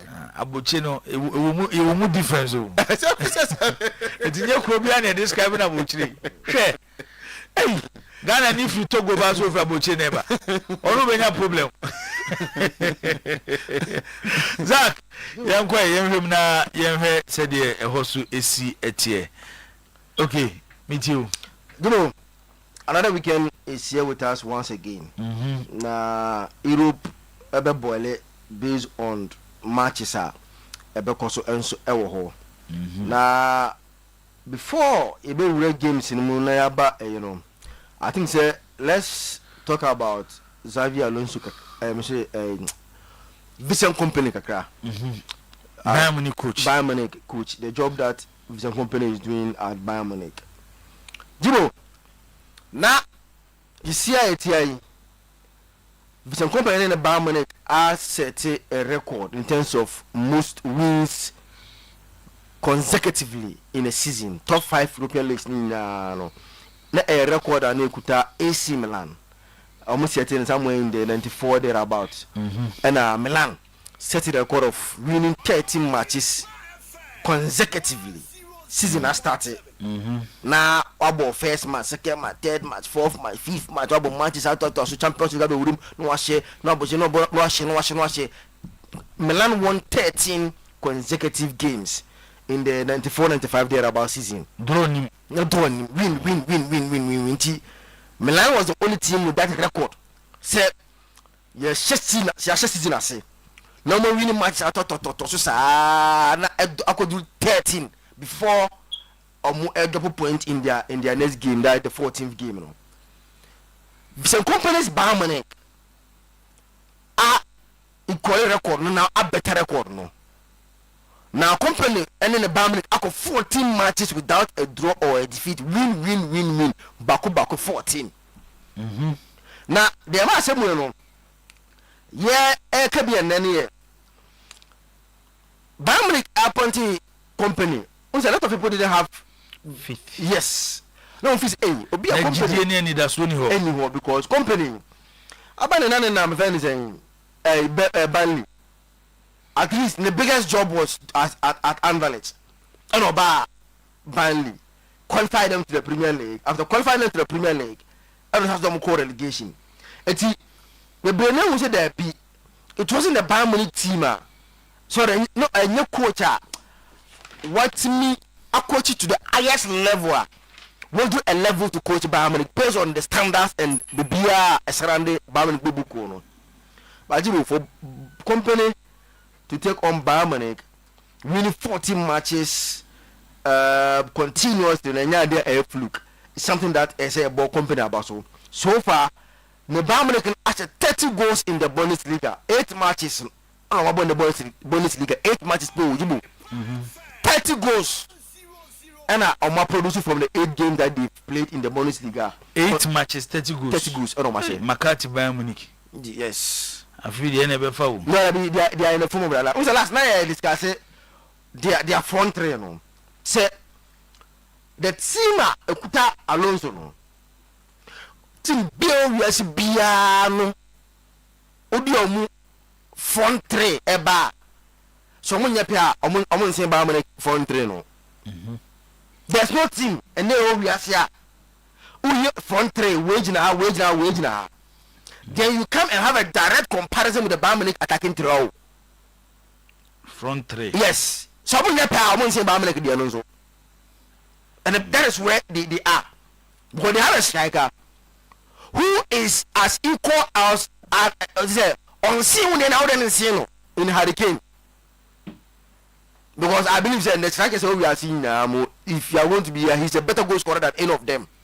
Than Haaland. Oh, he's better goal scorer than Haaland. Say out of scoring. And it's Hurricane anymore as a striker. No, I think say Hurricane and the strikers now go we are seeing better than all of them. Then you talk about Olise, you talk about Luis Diaz. You see, they are company area, you know. For what say he's doing all the thing without their most attacking, that's the best attacking player in Jamal Musiala. Kopra our club World Cup. Because Bayern team, no, their most influential attacking player in terms of attacking midfield, I don't know, Jamal Musiala. Onka team no Wopra. Now Yana was that oil recovery here. Was that Osi Grass Kakra. So for them to be scoring goals at this rate, I think the Embo is a company about so, and it leads us to and Omubo by Opo Leverkusen and what German money anymore. So far Leverkusen season no, I am off. I was 17 points from 8 games. Into share or money Bayern money difference, you know, I have about 7 point difference in terms of points between Leverkusen and the Bayern Munich. Season earlier, Leverkusen and the Bayern Munich boy, you know, Bayern Munich ain't me and set Leverkusen in a single game. I'm about 3 matches. They couldn't win a single game against Leverkusen. Leverkusen actually Mobako. It was an offense cup game, and the 2 games now ending in a draw. But last season, company Leverkusen also move on away 3-0 at Allianz Arena and 2-0 at Leverkusen Fiorno. And then the goal harvest at Allianz Arena between Bayern Munich and Leverkusen. I see Bayern Munich winning the game by 3-1 and so in the Bundesliga and so and so. Yo, Serie A no, a bit interesting kakra. Interesting in the sense fixtures no. Bayern Leverkusen no go say 3-1 win for Bayern. 3-1. Yeah, 3-1. Okay, all right. 3-1 win for Bayern. Bayern 3 Leverkusen 1. Yes, okay. Yes. Sana mo ko goals be pa. Okay. Goals be bam. Yo Serie A no. Fixtures na tricky kakra. Tricky for Napoli, tricky for Milan, and somehow easy one for Inter Milan. And a weekend ajibu, a small room can have either changes or the Mohonan can maintain their finishing pushing on the league table. Napoli, a difficult game against Como. Last season, yes, almost Como. At this very 3-0. No, and I 3-1. It was 3-1 move. And Como also saw 2-1 in the reverse fixture. Now this is Jibo. Como team no. Omo just a game. That was 1-0 against Bologna. And Bologna saw 1-0. Now you see, for Como to lose just 1 game after Omabo Juventus, Omabo Atalanta, Omabo Fiorentina, Abo Lazio, and Omabo Bologna. You see, these are fixtures are on any day in the Serie A day. Say Obo Lazio, Obo Fiorentina, Abo Bologna, Abo Atalanta, Abo Juventus. Now, season no, after 9 games, when we just won. And show how Fabregas team no was shit team no, and how good they are on a very good day. I'll bet me a trouble pa. It's a Napoli Jumaye. But there's one thing. A game No, a game pa. A game pa, because one thing that Como say, you see, they are comfortable playing the ball. Yeah. And Napoli, if you're able to hold that play, the can answer frustrated. it enters the coaching department now about the players because na omo entimi saa de no na Napoli omo under Conte ma Maradona onam aye ayi kakra like or like teams are struggling to beat offense Conte Maradona because the last team to beat them there was Lazio 2-0 and that one was somewhere Jibo last year early stages of the season. Yes, and Lazio Kosheno since then no team has won there. Juventus, Inter Milan Lazio and Marco Baroni. Yes, and they were Torino. Torino. No. Yeah. Okay, so it tells you how strong what body the Napoli, especially at the Maradona. And I come no Jibo. Holland is back after Onya injury, Kakao national team. Now he's back in the team. Dybala is not there, but I think with Anguissa, McTominay, and Politano and those guys, you know, Napoli is still good enough to play because now no, how the interface Maradona no. If you see how they played Inter or Maradona, Jibo, a very difficult game, but see, come on, score away goal. El Maradona, they score away goal by a game that loses a 2-1 win for Napoli.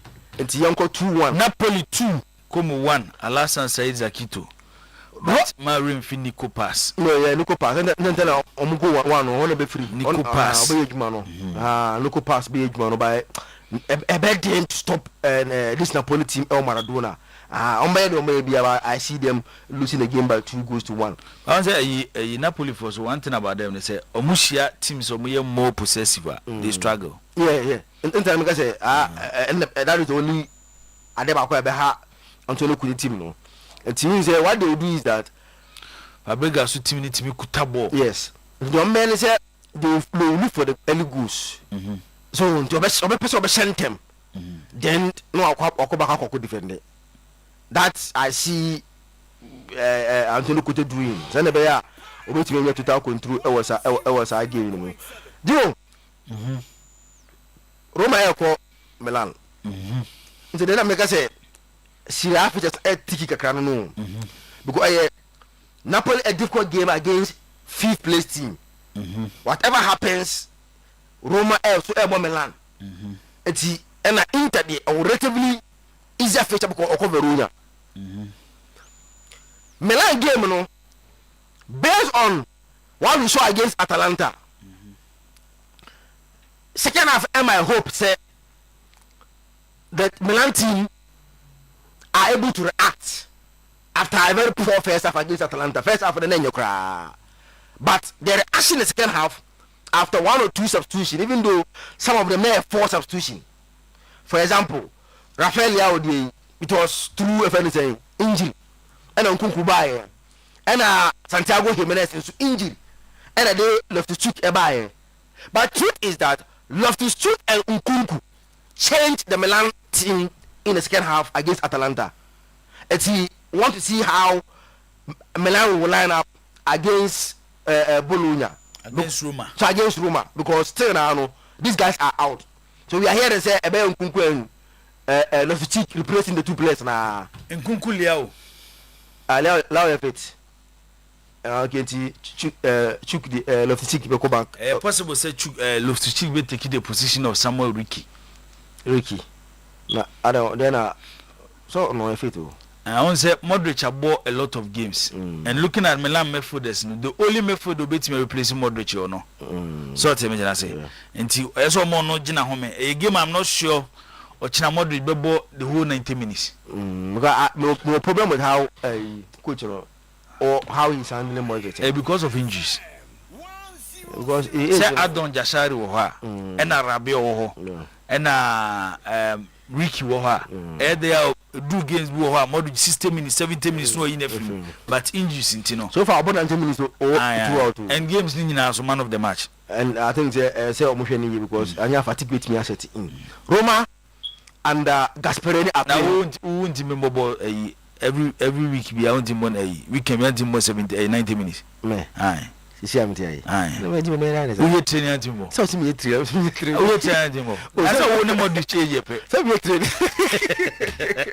how friend akokra wo ya akokra so me kasa wo ya akokra me kasa and am say we training na every weekend be I want more 90 minutes oh say no me training am say mo do training until no timbo wo ya fro akokra be wo be pene Zibo Gasperani I Romani team ni pa. But there's one thing about them. Some so far this is what Gasperani team now on lose away game. And on board even a draw Zibo. He has won all his away games in the Serie A. It's baby a double points am and there. On it Napoli all the same points in a home match and one double points. But he has won all his away games. Sassuolo 1-0, Oshe Fontina 2-1, Oshe Lazio 1-0 away, Oshe Pisa 1-0 away. It's away games. He's been very very good on the road. That is Gasperani. And I'm a game winner. Jibu. I'm a shipper last season. Roma about 1-1 if I say Milan home. Now Gasperani form no. Anyhow, he's been able to get the best out of the Roma team, especially when they are playing away games. You know, made this game very very scary for Milan. Nami Admo Ochina 7:45 p.m. and so it was San Siro. Jibo, both teams score because of how the two teams know who will line up. Dybala is back to his best, and one thing recently, not more like when Dybala was also in the team, anyone of not firepower on our form. But it looks like both Dubiak and Ferguson may not start this game because he wants to get more numbers. In front of them, they can be able to get some control on them. No? So he's likely to play Sule, Pellegrini, and Dybala as up front. They can be able to, get more ball, more men behind the ball, and more men when they are moving forward. Tizibo, a game that a bit more for battle because quite I think you should actually the team. No, we had only out at forward about team fencing. Nkunku then Rafael Leao, but Nkunku supporting when they are defending. No, Rafael Leao on kwa ni mono. Tizibo, a bit more for motor battle. Yanko 1-1, both teams score 1-1. That was our game because the game that I see two teams now I better to be careful kakra. So and just there more chances be our game no more. Again a 1-1 drawn, so it was our game no more. Do La Liga there Madrid ebeshe Valencia are not playing very well. They are playing very well. And I see Real Madrid based on where on match season Arsenal. I was Santiago de Bernabeu and Valencia and Real Madrid. I was a game after what happened against Barcelona. Vini apologizing. Alonso saying he will not be punished, and all that the noise around him. You know, Usa de bakwa Alonso say Real Madrid are winning. Yeah, because Vini Subaya ordinary, you know. Usa nka results enko ya. Nka you be in trouble pa. But he's lucky to have Mbappe, who a more superstar than Vini. Because I didn't have Vini here. Nanka a season now Mbappe ni Madrid Alonso is in trouble. In that situation, just imagine there's no Mbappe, and I still on the face of the team. No, Alonso is in serious trouble. But the good news for Alonso is that a better superstar than Vinicius in the team. Which is Mbappe. Mbappe. And you know, we should know. I never see because we na team no. It's not better no. Or a calm. He's not acting to anything. Yeah. And now Alonso, and he's winning. And the Vinicius Junior attitude no. I'm bound to the team play. Mbappe is in the form of his life, and one thing is very clear. If said the treatment Alonso de Mavini no what do you want Mbappe le bonu Mbappe so Mbappe that day now so your pam no na so ye no mu wini no omu wini yeah no ji anu poro you in trouble so mu wini games ne bia game bi cause na Mbappe modern ball form no yi Mbappe film ye be wi na Real Madrid ahye no send there you say only the film there na say only film against me no you know but I say Vini thought say that game he was playing better than Mbappe the problem nyani say he thought say that game won one day na me one say Mbappe tell na uyi we film eja Mbappe the problem ni na I think say akwai onu nko a but you see Jibo coaches na no get eno bi Zito ka kire mo ewo kotokobɔ work ono say it's difficult to remove Ronaldo and Messi. Mbappe no Vini ejina wa say Mbappe on a bad day na Vini any good day two players no Vini get 3 chances bet me abo 2 asay no no ahye baako but this chance no Mbappe he can score a 3 now for you so say 2 players possibility of them scoring no Mbappe are likely to score than Vini.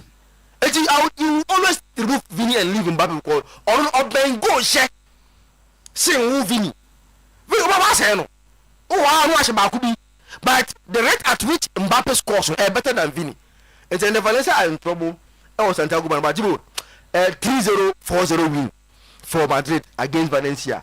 It was a game no and the Barca also be Elche and also goes be bempa 3-0 so against Elche because Barca in the ever match after the results no money no and Lamin be person obe so no kakra so obe pese obe announce no na mo wi asinya so the bibi na esi but still now no am the Lamin Yama and the poster boy of this Barca team tianko for 3-0 win for Barca it was a game no bo yan rush through the Premier League no na yan fancy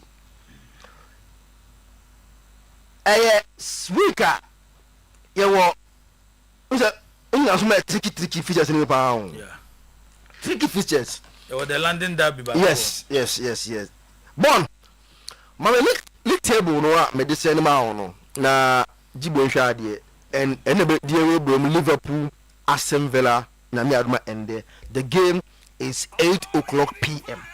8:00 p.m. Liverpool Aston Villa. Bon ha bem kakana yemfan kasem why Ancelotti needs to keep quiet. So Ancelotti also he needs to shut up Ancelotti and solve the problem. Okay. First one now Liverpool at the first no. This was the league table after week 5. Match day 5. Yes. This was the league table after match week 5. Now Liverpool have 15 points. No more unbeaten. No match will be it's there 100% record. 5 wins out of 5. Arsenal and their other first no, not our 10 points from the 5 games now. Okay, Spurs our 10. Bournemouth our 10. And City. And the above 5 games, now Liverpool lead the second place Arsenal by 5 points. Okay. The next table, after about 9 matches. So currently about 9. About 9. Okay. Just 4 matches. Arsenal is now leading Liverpool. Liverpool was 16. Sorry, 15. Liverpool 15 points. 7 points. 7th position. Arsenal 4 matches now. Arsenal were trailing Liverpool 5 points. Then after just 4 matches, Arsenal are now leading Liverpool with 7 points. Now only them as I know, Ancelotti shut up and solve the problem fast. And they say 5 games now we are now 15 points. In the back for on one elbow. Sharing of Nipa Miensana ne ebo abora bakra besin de Bradley, Frempong and Soboslai. And they are still one abora besin de Van Dijk, Konate, Kekets. Then Robertson coming in and changing him. One able. The players now one able. And the same Gavin Birch money Curtis Jones mo TK Salah Gapo Jibo omo na bobo they are still available. He should rather look at how he can immediately change the fortunes of Liverpool than say Makasano Ayadoduo or no. They are playing against Aston Villa. Jibo, how quick fortunes changes. Look table na Ederson.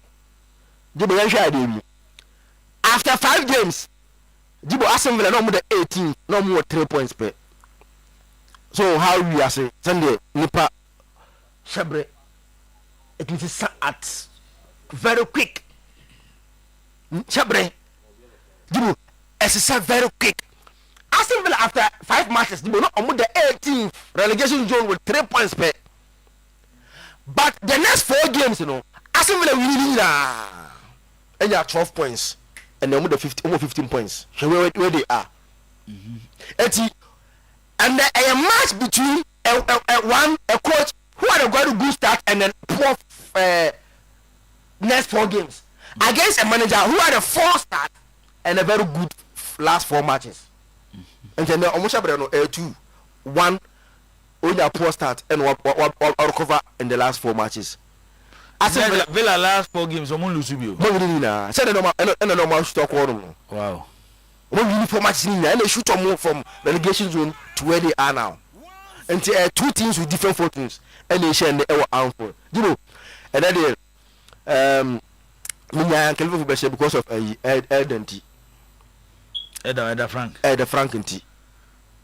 Eda Quanti and Camina. I was almost the Bianca, Emma Eda Frank. Eda Frank and T. Eda do Nipa.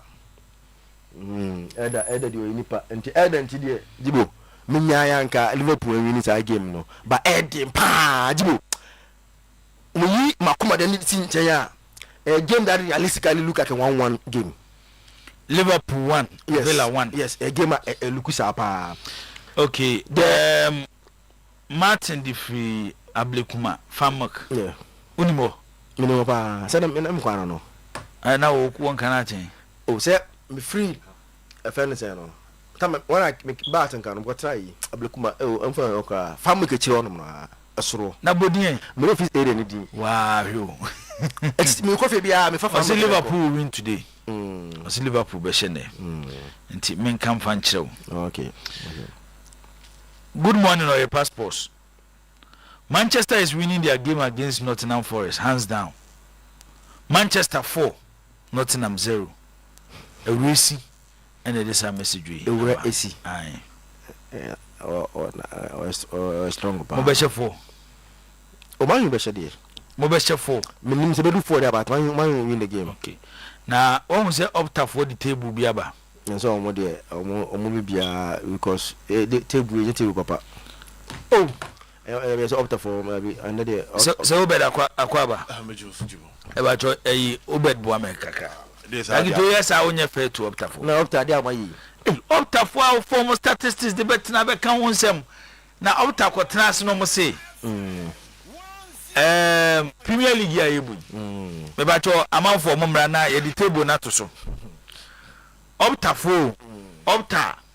statistics ahimfie and Zakito a student of statistics and no makofa table aba no mo say 2025-2026 English Premier League na yebo no omo opta for there omo yo mo hwehwe mu a say na English Premier League table ne beko na omuwie no but omo say Arsenal be defense no omo ya adwana no omo ya adwene no Arsenal can win. Arsenal have to win the league. Etu no omo ya adwene with Arsenal no na say opta omo na ekro no omo say City be di second ono omo ya adwene me no omo nshala nya adwene sa. Okay, Liverpool be di third there be enu put am omo lose in ground. Liverpool be di only the third. Okay, Chelsea be di fourth. Chelsea cannot be fourth. I want me. Okay, Aston Villa be di fifth. Wow. And also makes me. Bournemouth be di 6. The rest can they can. Say Newcastle 7th. Makes me. Tottenham 8th. Tottenham will go more than 8. Okay. And I'm almost suspect. I mean, Crystal Palace 9th. Normal. Manchester 10. Where the moment money now, Zakito. If you now you had forgot to win the league, in Bayern. On the mountain. So, would you own our papa? Now you almost after the new Bayern. Almost the phone about why I'm yes, I have to be the league. By the favorites in the Bayern. That's why 40 which that were in because almost fast statistics. I share teams in modern monarchy or more airborne. Quickly now they have changed favorites, no. And that's Rebecca. It's unbelievable up to 4. And Rebecca, you know. Now, I can this other team place 10th. We know say possible. This team under last year, what did say? Under say Ruben Amorim. Last year, it's also possible. Last year, what did say? And the last year, some will it's from 14 to 10. Same. And the been see and a coffee and a buy improvement. But wait here, based on the ball they are playing today, Frank. Why wouldn't you Frank? Frank, man. Palestra, Frank. Gym instructor. Say last year. Yeah, Frank. That's what you said. What's him in country say? Chess no more, 4 no more pool. No more league. No, leave it over. Chess we. Aye. Frank. Also, not that I do just by that league. Okay. 10 for 9. I'm going to let the coin. I'm going to say, who's in car? The other position, you don't know me again. Should be in the top 4. Okay. Nothing, let to play in the top 4. And, sir, it's all top 4. One I don't be sure. Top 4. Aye. As now we win the league. So, United will play second. From 14 to second. Yeah, United will play second. Aye. City will play third. Liverpool 4th. Chelsea 5th. In that order. It's the only mistake now we are saying United now about 10th. United that's all second. Now United go second now. Now my omo even space. But I know the other man you support and the form. Season you offer say United be City. Yeah, be the form na ever sign Liverpool. Yes, form. Na say take one on sign Liverpool. But on any do can say. But on sign Liverpool. What the fuck man you match? And then born mama Kuna. The last time Kuna went to Star Stadium now all call no more. Born here fast. And then what the Kuna and number. And the Kuna ni muemo. Oh, they are the two most dangerous wingers in the Premier League today. Kuna and Mwemo. Okay. Oh, born fast. I mean, the last time Kuna went to Nottingham Forest, not on United Jesse. But the last time Kuna called him, Okoye show. It was our stadium one. Great. Okoye show. It was one man show. Kuna. So maybe Kuna T-ball. And a bond that also. Until I come back to where Okoye one man show against Nottingham for Djibouti day. Hey, go we. One of the last time we saw a player scoring such a goal. Oh, we are seeing now how they can. One of the last time we saw a player scoring such a goal. Sir. Or Djibouti from Muford, what should be a panya no boy at that time. We are Kunyo against Nottingham Forest. Until then, Djibouti form now United a woman. And yes, so dies in a bit to me. I'll stop Manchester United. The coach teams now a bit United. I bought a few now in the league, and yet even in Nottingham Forest. Okay. And then Manchester United a baller. Now United, minimum how exceeding Konda say I'm wearing on Yadi. After the minimum of a car farmer who be, but today I don't know. You're not a Monday. I become awesome. Okay. You United will beat Nottingham Forest. A more of a 3 say 3 is a 3-1 B. More than the time, and then say 2 and a 3 sorry and the games let me say Man United 3 o'clock. Okay. 2 o'clock. It's my comment there, but I also come there because I'm position about. But you. When is the last 4 matches? I'm a bunny winning match at them. Yeah, we're for class. We're there for in terms of on him the India. Medium. Teams are no more bunny now. Ubian were born a low block. Told him, sir. Teams are more bunny, Ubian were born a low block. They played with the 5 back. That was when United take lead, you know. And no move on the team need to 5 back. Because no more consider a lot of chances. But Obi has Sunderland be and Sunderland Yetima. Omoye too defensive. No, but a big game. Sonda is there. Yeah, can a Britain Bruni for now. Omoye defensive coaches. Omukwe the Italian mentality now. He's one of them. Manchester so no. Adia ba kunse mushia say teams na. Ya na break akra wo Brentford. Oh, and they say one. Enye about materials, about the system. Amukushia ne no. Maybe now we are find a way to play against low block teams. Ebini Kuna. If you go low, Kuna individually will score. If you go low, Ahmad will take the ball to himself and score. Zakito so we find a way. And now Amponse hey, time changes power. Zakito. Emre Dane. And now man the Liverpool so my Eugene. Sana we are sitting Amponsa. We are sitting. Okay. And Kaudas so and then so oh baby Kotwa. So calm impose. So there's no problem. And then more of a 3-1 win for Manchester United. And so Tottenham Zakito. Your team will be back to factory reset this afternoon.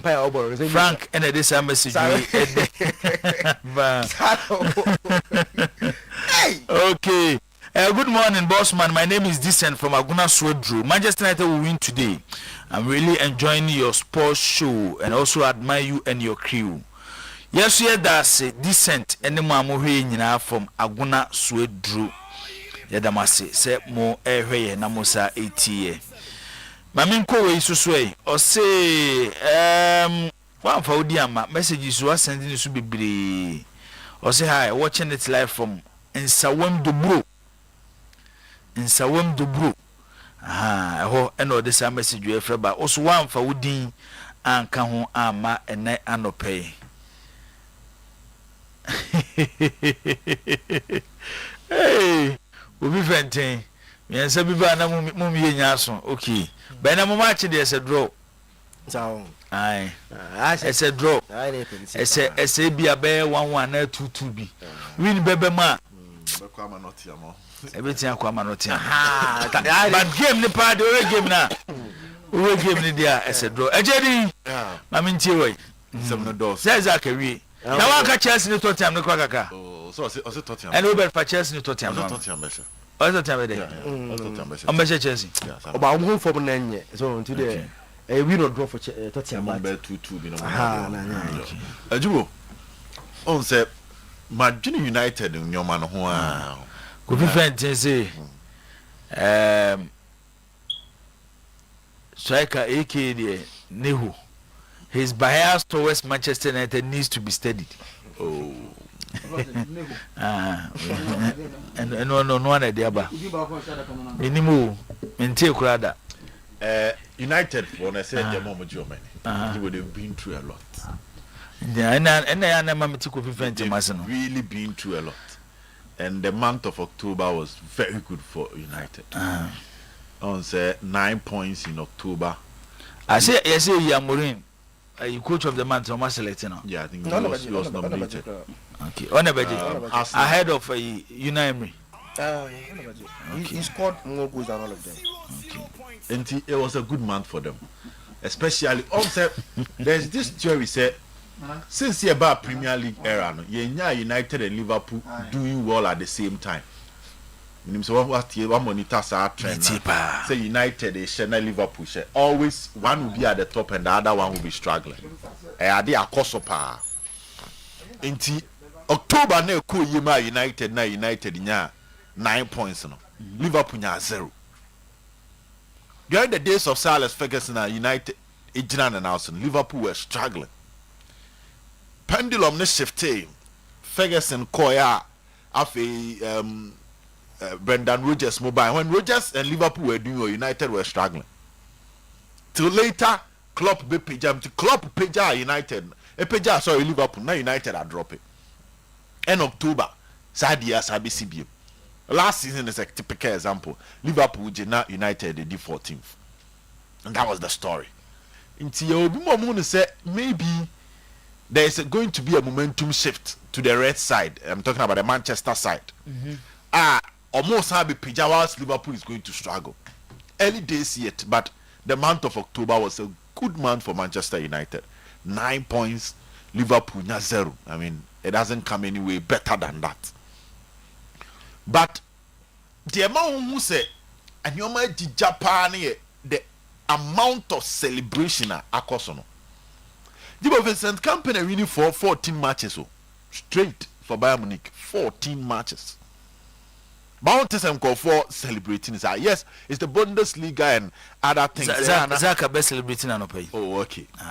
Bundesliga near the but don't say if it was any other coach in the Premier League, no. But the only difference is say man you call 14. This year 2 free studio. You be free here. The when they say Jabeto. This year free here. Jabeto. Inti train na kro ma win kra ne mark of 14 games am winning in another. Aha. Train kro ma win ne ho ahokeka ne kra ma hu say team na ko form papa. But I think say it's a positive. Was it train na train ne kra keke 1 2 3 no. Ah mo win ye no. Eni ho ani gie no. E ma hu say team na ko form papa. Fans na brache. Yes. Okay. Indram say they deserve to celebrate.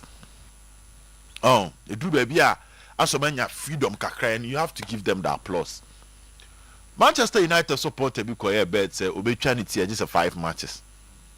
And one say Brantini Chinefu is aka 2 matches. United are against Nottingham Forest. Jibo, I say United winning. And on say United Bobo Sunderland, I made this similar prediction that I'm expecting United to win and United team no aka a click. Now they have a good goalkeeper, a traditional old-fashioned keeper.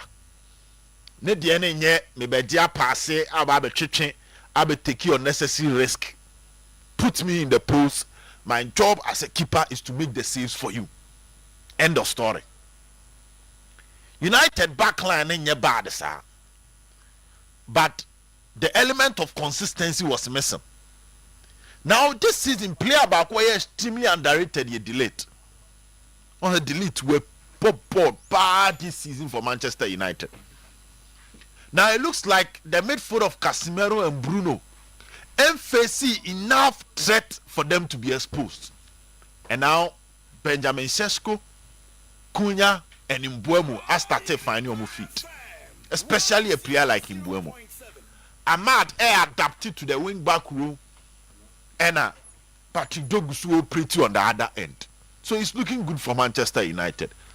Amorim now, we're twisting the system, but you won't pay attention.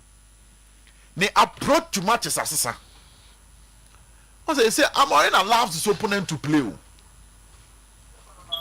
Also about first, he wanted to dominate, possess, and win. Now he allow you to also enjoy the game, kakra. Then he exploits you when you come forward. Also, a buyer for so be it Mission United, and no derivals okay. So Pierre was so bet me say United, you know, United be more attack here because who say me attack or bet me a show more. And also then let me allow you to attack, but I'll prevent you from scoring and exploit the spaces about which and until now will say. Match because they are playing against a low block team that will not fall into your trap. Until now, cannot say not no moment be attack you. On the fan say United Emirates, but me no call end to end. Na met me ashomo. On no moment ba be natural expect so be se no. Obeba be se no. And that will take Amorim to his old game. But with this, adi here pa when you are playing a low block team. Is how quick you start the game. So starting game now first 10 minutes, one man the pass or back one. The plan in your say because now he need to open up and catch up with you. No moment about falling into your trap. The United person moving here, they will need that as early as possible. Okay. Yes, starting now the backward to mama. So the backward to man they now need to attack you. And that is where you come back to your default setting and you punish them. I see experience helping Manchester United in this game. I'm sticking my neck out for United. Jibo say United in question match week. Okay. Now weekend the matches now on our corner keke. Arsenal Burnley. Jibo, the records is positive for Arsenal. Arsenal last 6 matches on it Burnley abono. Arsenal winning emu 3 and omabo draw or you move 4 omabo draw 1 we lose 1. The last game so share barely 5. Before that no share 3-1. Inti the last 2 matches Arsenal and Burnley abon was 8-1. And we are talking about Arsenal team one. Adiana for the past 3 seasons or my and a few more, which is a solid defense. Also for the past 3 seasons, when you are talking about the Premier League, a team that was conceding less goals than Arsenal. I feel it's very, very difficult to get a goal against Arsenal. For a team like Burnley or Turf more, a venues need be underrated more. But so we team 6 points against them you be real league now push you to the next level. It's a very difficult ground, extremely difficult for opponents. Adia Bakwa a hard game with Scott Parker team here say you cannot identify their default setting. You team bia only neighbor bar also Morin say back then the hard was you know his default settings, so you know how to exploit his strength and weakness. But Burnley need default settings. Opa now but tell him last 3 matches now they've been doing well. No? Also how they operate. The coach moves his team based on the opponent he's playing against. And they have my team doing no. But with the kind of football Arsenal say exploiting set pieces, solid defense, keeping clean sheets, because it's almost 6 clean sheets.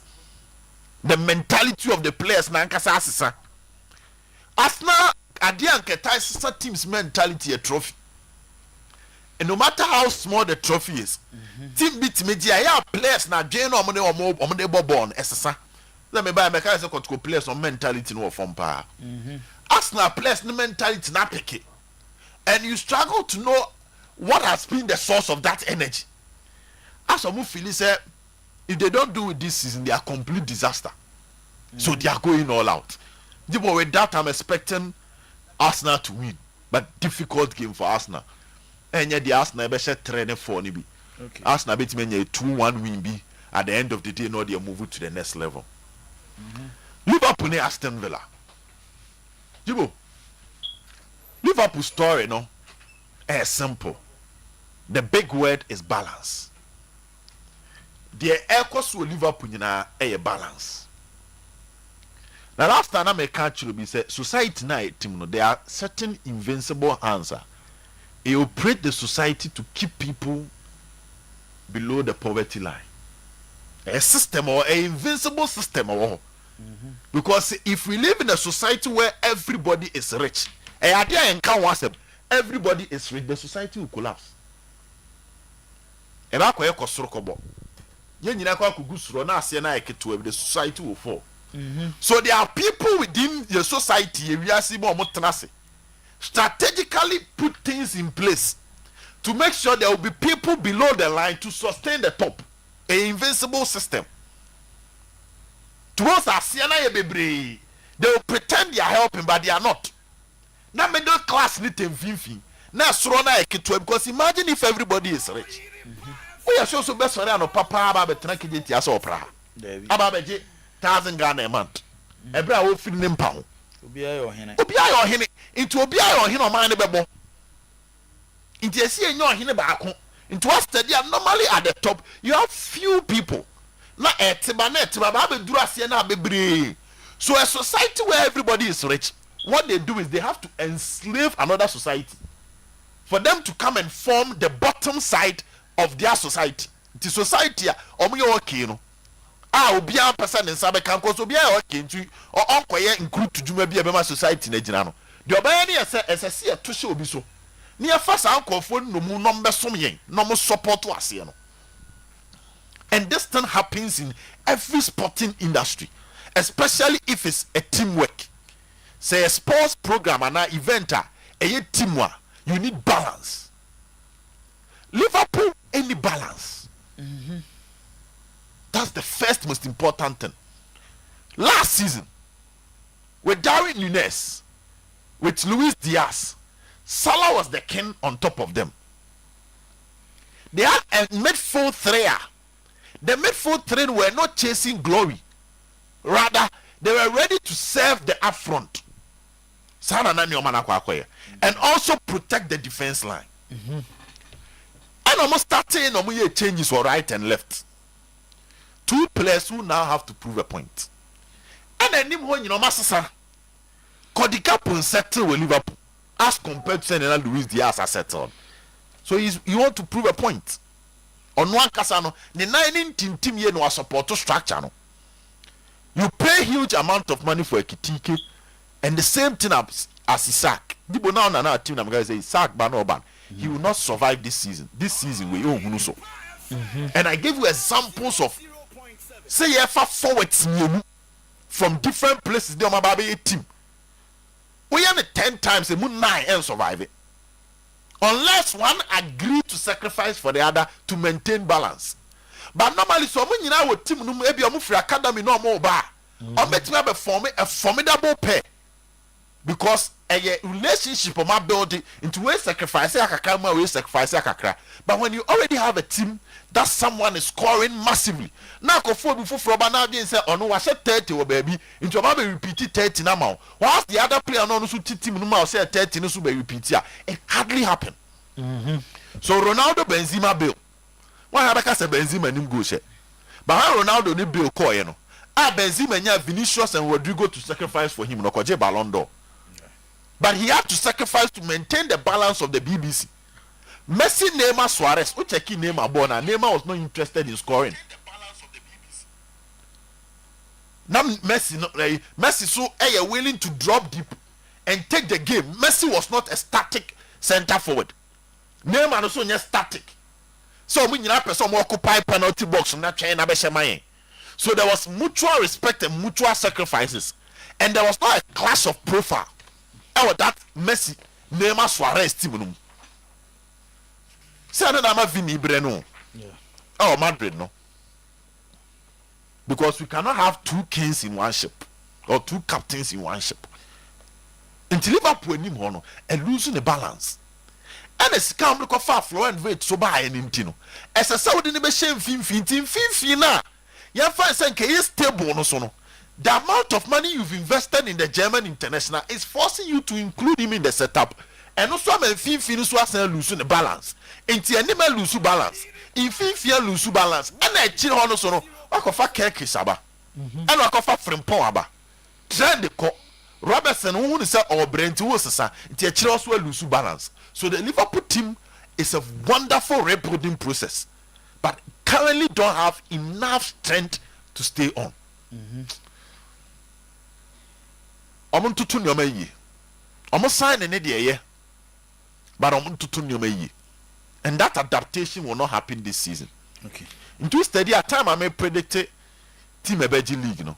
Man me catch me I said Liverpool will win the league because of the excessive changes slaughter compared to the team that played last season. Villa is a very stubborn side, Jibo. We are all waiting for that comeback from Liverpool. Say Liverpool match BSU, Liverpool very active. Match be Liverpool very active. But you very still no more reactive. Jibo ya more draw. Oh boy, against Aston Villa no. Liverpool Aston Villa draw. Yeah, more draw. Our game no.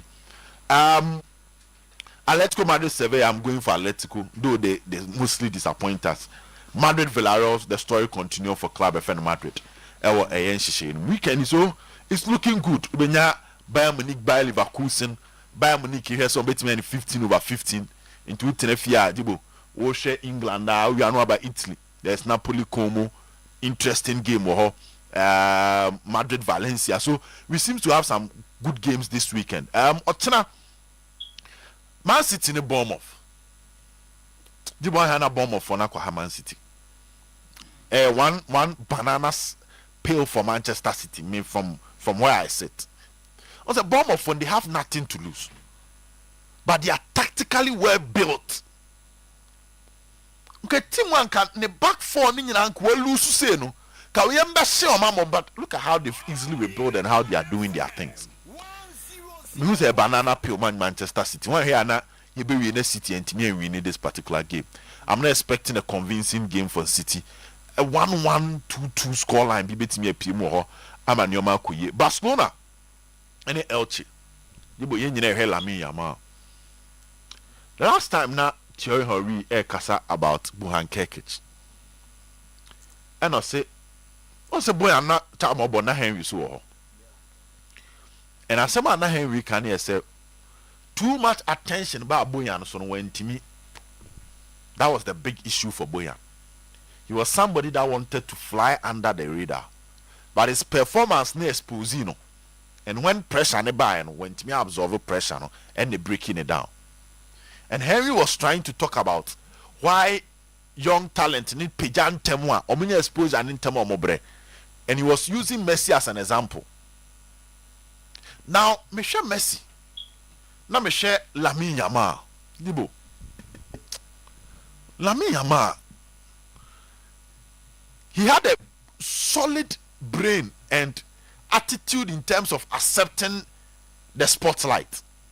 But as well absorb light na ma abroso. I must say an 18-year-old boy will be analyzing him like a 27-year-old matured player. And that is the last thing a youngster need. Also say Lamine Yamal bobo kra no an she go no an she sister.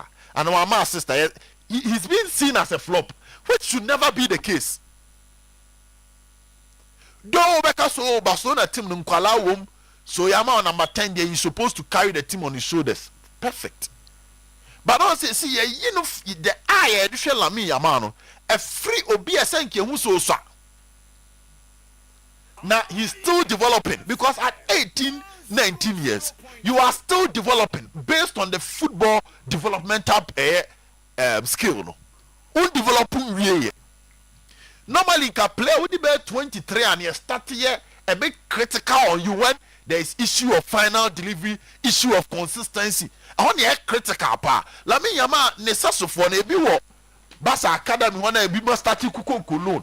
Though we accept that he's exceptional, but we have some spotlight need too much.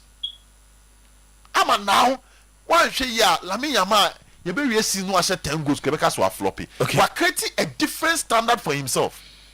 The case of the standard. And the man Ronaldo by United will say 18 goals almost still floppy. And the man Ronaldo ako Juventus. Now bet you the Italians we are top scorer. Yes, Derby. Ronaldo is noted for winning the Champions League. Champions League now, Jibo. Your clubs need be on 10 years. Your clubs need be on 20 years or Mundi. Ronaldo go one season pay. No one go final now and yeah. Yes, we are floppy because of the standard was set man. It's too early for an 18-year-old. Your best start your position was our standard. No? And that is the last thing he needs for his development. Okay. I'm hoping say Basa for in terminal. They will form a solid support system. The last time they did support system a support system around the player so that support system may absorb barriers of the light or the spotlight. Inti ansane be dra kola ne ho no na ayeketu be edim. Omanya ne saade ya na young talent here bodin so mo ya ade no. Okay. Na lama ade no so akoy. He's all just right. One long-term injury from being considered a flop. Okay. So Lama nyanya 6 months injury be pay. Why had the other cancer? On so I say. So bad. And that's the last thing I young. And I say this weekend Jibo. Sa kodie. Yeah. Eddie free new drobo Bono region and the Diaba. Or say Manchester United has been lambasted for our poor performances before. So our enemies should leave us to enjoy life. Ne de our day aba enono. We so wine wan fanidi ama bademi hu ha Evra. Jibo, please tell Sir Ober to stop undermining United fans. We are not celebrating because of the 3 games we have won, but rather the team we won against, the likes of Liverpool. The likes of Liverpool to lose at home and Brighton. Okay. And also Eddie our day Abba and no. Okay, or say, bro, trust me and answer the league. The blind historian greets Ubed for me. Okay. Bulgaria. Bulgaria so no. 8 year. The blind historian. Yes. Also no. You see also a siakwa.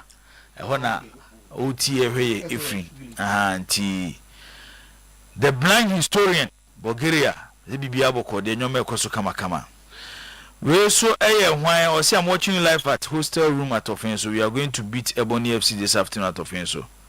Okay, Alfred Mensah, Elmina Shark supporters. Okay, all right, yeah, that's it. Say you for neighbor. Okay. Or say good morning, our passports. Watching you live from Ahodo Atinga Junction. Manchester United will win by 2-0. Way F from Issa Kampori. Or say greetings to sometime. I also there our day abandon. Okay. Messages in mob the bar. I am on from D and Kahu Emfa Emma Men. Good morning, my elders. I am Mika Jr. from Wasakwa Mine. I believe Manchester United will win today. I really like Mbuemo. And also there our day Abba and no. All right. Baby now Bazak ye inti Kisasi Azwaba Akomi Akwaba.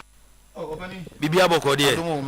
Okay, yes, and Dr. Matthew in a basso. Dr. Matthew, yes, but you know, yes. Oh, yes, in a basso. It was a danger man. Babu one horse war train war. Now, Modimon Yacho. By area, Isaac 15 games. Possible win 15. There be ready who be any patrol. A quantum money to straight. There's a one more no. Zach 15 games. Wins in Guao 15 win. Arsenal be winning weekend. Okay. Atletico Madrid be winning. Okay. Real Madrid be winning. Bayern Munich be winning. Okay. PSG win. Marseille win. Feyenoord win. Galatasaray win. Benfica win. FC Porto win. Inter Milan win. Okay. Saint Union Giros from Belgium win. Club Brugge win. Salzburg Austria win. PAOK from Greece win. In 15 games. Arsenal win. Atletico Madrid win. Real Madrid win. Bayern Munich win. PSG win. Marseille win. Feyenoord win. Galatasaray win. Benfica win. Porto win. Inter win. Saint Union Giros win. Club Brugge win. Salzburg win. PAOK from Greece win. Your other games who are and also be a man for baby sebisa. To say the Manchester day Zakito Bebusa. Manchester and Nottingham Forest over 1.5. Okay. Crystal Palace. Omone Brentford. Meboa. Ubetia ko double chance Crystal Palace. Brighton so double chance. Okay. Chelsea ne Tottenham Hotspur. Go both teams. Tottenham the ball to Chelsea net. Chelsea so the ball to Tottenham net. Liverpool Villa and also over 1.5. Ewo ESR game ewo ho. Na Manchester City so and the Bournemouth and also so over 1.5. A game back wa ano den pa 15 games no. Zagi to yamfa Barcelona and count in 16. And Barcelona also to win. It was a game say I can Arsenal win, Atletico Madrid win, Real Madrid win, Bayern Munich win, PSG win, Marseille win, Feyenoord win, Galatasaray win, Benfica win, Porto win, Inter win, Saint Union Giros win, Club Brugge win, Salzburg win, PAOK win, Barcelona win. We 16 games for the week. Siasia. Siasia wa South and the Dr. Ike. You can do Mongo for your scale. Dr. Ike. And so Mongo for your sketch it. Mongo for your sketch it. They hope to be, you know, a bear. Nah, or more. I will show juice. There we use the same being. Dr. Ike Akwaba. Dog, I move to Azakito Sumame. Why?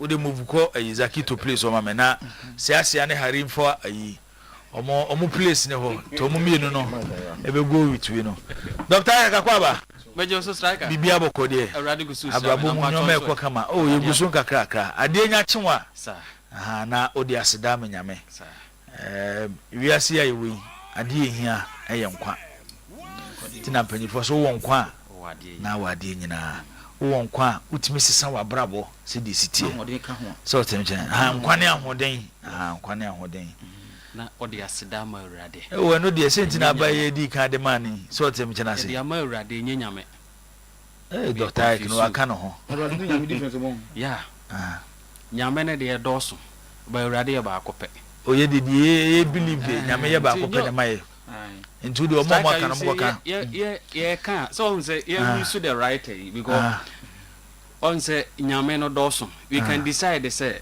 microphone ye be nyame to me ba betinam when you decide say nyame no na udi gidi esem say nyame no na to me ba betinam yeah the nkosa that is the reason why eso ka say nyankopon once and wa dwen ye o se bia nyankopon do twa no so to ka nyame we African traditional religion send you twa Michael short aka Mike so what you say by nyankopon ana say urade eno na ye papa no ono na ye nyame mu nyina nyame the word nyame no na mpese ujae na okay obi ka say urade mu nyina nyame so e urade ntimi nkoye urade no mu nyina nyame urade na ne kase no only thing anything close to nyame eye nipa yes danger man so dey there ba the only idea say wo ka nyame a odi ben anything close to nyankopon bo ade no eye nipa but ye are gods and the children of the most high any other thing you be say nyame be nyame idol is idolism idol worshiping when you are talking about God or gods is the almighty or human being. Either a human being is a god or the almighty is the god. See, that's not making here. The god, the almighty. Onyankopon na nyame oba de me. Enyame eye nipa. But it's there be also bet my father we say of course onyankopon there be who first how they were idol was so nyame was so who first bet my father we say we nyame it can be there be it can never be who first how what idol you are idolizing there be who can the same thing anything that close to nyame nipa penna what to be for bia ka say we o maradi ni ba ka say me nyame ni but they do say no, but that will be doesn't make the person right. Whether wrong or right, no.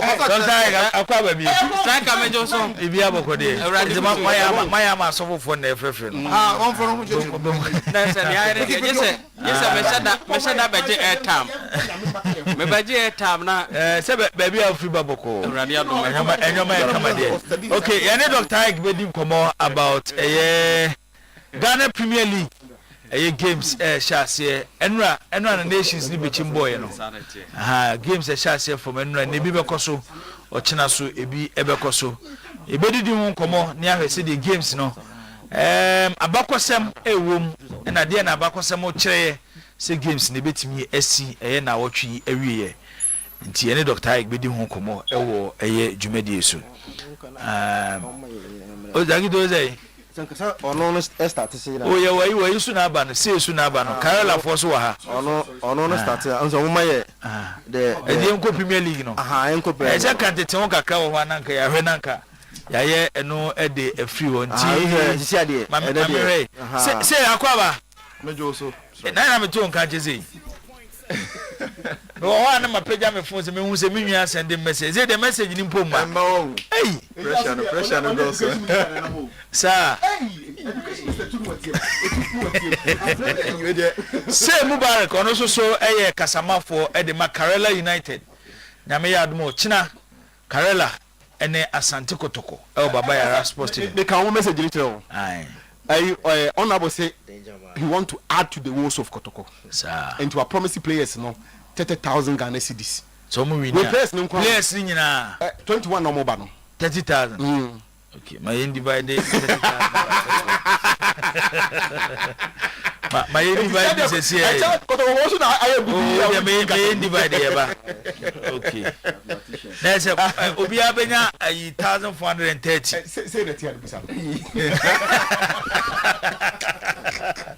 obi abenya 1,430 that's where they atwam winning bonus for sure so that is what the players want and no more pay winning matches are it's not only from the honorable himself but even clap on omu contract or there are bonuses that are inside.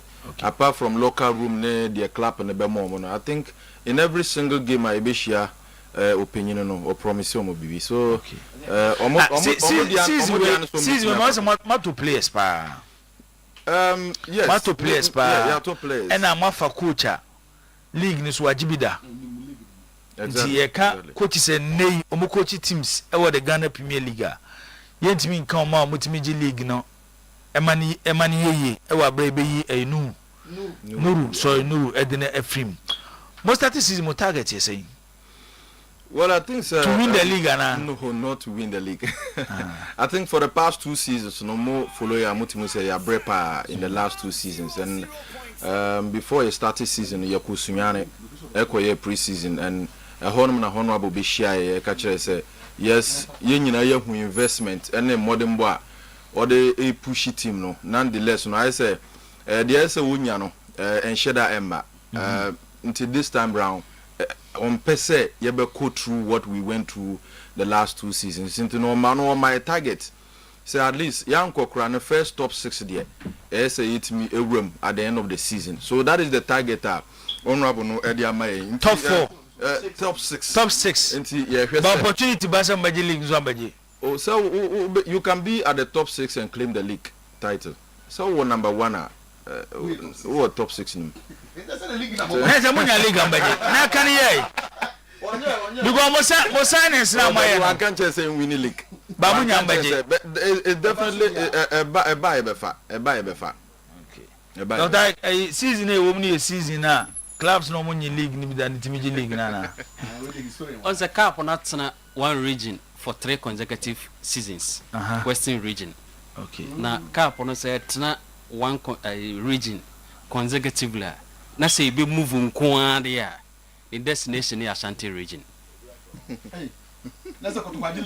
Since a league in better since a league in better no say cap on it one region. The sunny as you see at Western region 3 seasons ni sunny amediama summer test and navy be any good. The last 3 na yabono teams from the Western region and AJ. Okay. Na Ohe league no from 1956 eba be see nde no it's a cap on it one particular region na ebe move the destinations are so be in Ashanti region na yenya instance bia yenya one region eje to aso for 3 times he said the yenya name yeah oh and the SCC say kotokokra aja to aso 3 has aja to aso 6 say no Ashanti na aja 3 ndi kotoji to aso 3 one aja problem no yeah but say or say the emphasis is on region no nyabotre not teams nyabotre bafo nyabotre asem never nyabotre the emphasis no is on region it is a kobasa has etrankan na greater Accra ejitre a region he's not talking about team. No, let's correct this. He's not talking about only 3-3-1. Say region budget for so. And to say one thing here because when we can train but engineer train one. Ebe move wa. What the train conditional that's a be move there. So how to go etna na say move etna ho na G6. But say ebe move there at the destination has always been Ashanti region. They say baby aye gina na yet. They say baby aye gina na yet 3 enti mum yan concentrate on train. They say Western. It's what say akosa period na yet dey. Say ebe move nko there the destination where Ashanti region. And Ashanti region so certain bia na ekwa it has always been Asante Kotoko. Okay. See move nko there. This season league ne be move a. Yeah. Ebe ba Ashanti per history. That is it. Na ba Ashanti region so akotoko na beje. Yeah. There's a hope this season league there's Kotoko. On say enema bebre na you take into consideration they make prediction no. Okay. With the league no cry na futures na paying for the bar mountain. On say if bar mountain no. Almost saying ever sisan almost swap 5 no at the core 9. And on the 9 no about 5. That alone can influence the league. Can you na menti? On say the league features in the bar mountain no. Na mad day 5. I sank ya bono. Na has kotoko. but in the year move the come Monday 9 near the Monday 9 about Monday 5 yes swap okay ebiesida yam prospondo yes swap and when you swap data na assessance na loan can influence the outcome of league in the new waiting age nti data is assessance ebiesida ama na influence league no striker ai striker de amantia me de kasa no on say yenuru ho Monday 9 on say kotoko has na kotoko na bebo Monday 9 and ohwe omumi enu Monday 9 which per analysis amaye na de one goal na wom Sunday match na nyambo no one goal pe na be one goal na wom ni obe hye bia on touch Monday 9 Consider like Ochama no. No, next week game. Yeah. Per the analysis na my energy. How many times na SSR? Oh, and you ma be on say ma o pese ya prayer. E be so man bibi kakra. I don't know my young fair don't choke. So no ba. E ya rade pa. You be here no pay din o. Striker. Me na ma say one bre mu man and no dem be do in fact one bre. Last go also ogina border so. One bre. Also ogina border so. One bre na ma. On say year we no league no kra no it o hete say ending with 5 and 6. So 2025 2026. Nti year na be we no 2026. Nti ye be hwe year ending with 6. From 56, 66, 76, 86, 96, 2006, 2016, near the baby. The name of every be taken into consideration. And now, over Madi Wana, you Sukotoko has a folk on the analysis. It's an so mona Ubina near Wapa to be the analysis. Over Madi Wana has a Butia, a team from Volta region. Yenya goalless against Woho United. Ena ohe kotoko enso ko awi ekobotia Bronhafu Base Club. Ekodi nkunim 1-0 Chelsea. And ohe league no no. Ebre BC no. Has ebotia ho friending. Who Voradep. 0-0 score line. Kotoko enso ko awi ekodi nkunim 1-0. No, against one. Bronhafu Base Club. That season you know. Kotoko na J League no. Na season bay. Na doctor kase kotoko be league no. Na season bay. Ntina am say yenya. So factors ne dos e bi na wo ka no. Ye to ye bo ase. O mama say time no de amama yenya for league no ne obeti. O de o peja be ni bisa. O se won komo no beba. O si season bi. Man in say fridge. Ma say na mama. Oh Dr. Ike. Dr. Ike. Man komo no nye de me ba nya bote. Matie no ho de ama. Sisi e wo say season bi ba Ghana ha. Has first game omobo against team of Volta region. Which season we so has first game omobo against team of Volta region. Sa season na has boy against team of Volta region no. Sa season na so se kotoko boy against team from Ebuno. Me boy anya na oka. Has will draw against Voradep. And a season so omobo draw against Hohoi. And a kotoko eko share 1-0 sa season no. And this season kotoko akọ share Chelsea 1-0. And I'm busa say a season bay. So where dey simple. Striker. Adwuma no. Ba wose no me say. E be a season chrono. Nya botre ba me. Adwuma no me no wa da be. O dey ben microphone man pa. Me no wa da be. Season ni. Ka wa koma to yam. O yes I was a man for mute na man for the messages ba no. Oh, a season bay. Ka wa koma to yam me no wa da be adwuma no. Ye me no so a ye be di sa nkomo ni nyina na fe league no ho nkomo nko a. And they also ending common games I have ever. Oh, so the people near the Bata Hokaka. And I see now can I you know. Teams are boarding you need debutant to be a home. Season we, sir. Teams are boarding in a be able league in Ibida. The new be of Wabamu for 7 days or new league or more league in Ibida. Ubia Bubida. Biana danger man be make it be there. Oh. Ebino. We dey many hear Mrs. How formerly Liberty professionals. No. You see, honor your agreement. Agreement na tambia. Tina me say that then a bum no. Na pesa me then a bum no making a you. O make you answer na mabo. For some do ba minim say den ya. Why to solve this issue, for example, today Lagos City is Wow Stars, and in when they were relegated, they have to go back to Zone 1 because they are using Wow Stars ticket. You near 2 din Kofi Nkansa. The bizarre question. You near 2 din Kofi Nkansa. They do stay in our courses Saudi. See for bia formally. But you never know what it. Unya Saudi did that and the Chemo. And Chemba won't say. Wona. But may answer Captain. I'm answering. Edina answer about won't say. So there be won't say. You are the same person. There be in football. Captain, let's educate football. Oh, we are educating based on the regulations and status. I can't say be oh, the football. Yeah, but I say we use the status regulations to educate our listeners. Football status and regulations of one language. Simple, and they say you can acquire a football club. What on me? You know, slot. Slot can use a good name that you can use. And what? You understand? It is a slot about on and now what they airborne football. But if you be out to an officer, let me change the name. You are allowed to do it. You could process now changing the name. But that status, Manon Emma or Quaya, or the Bobo now with the certificate of Kotoya, it doesn't change. And Untin how are United?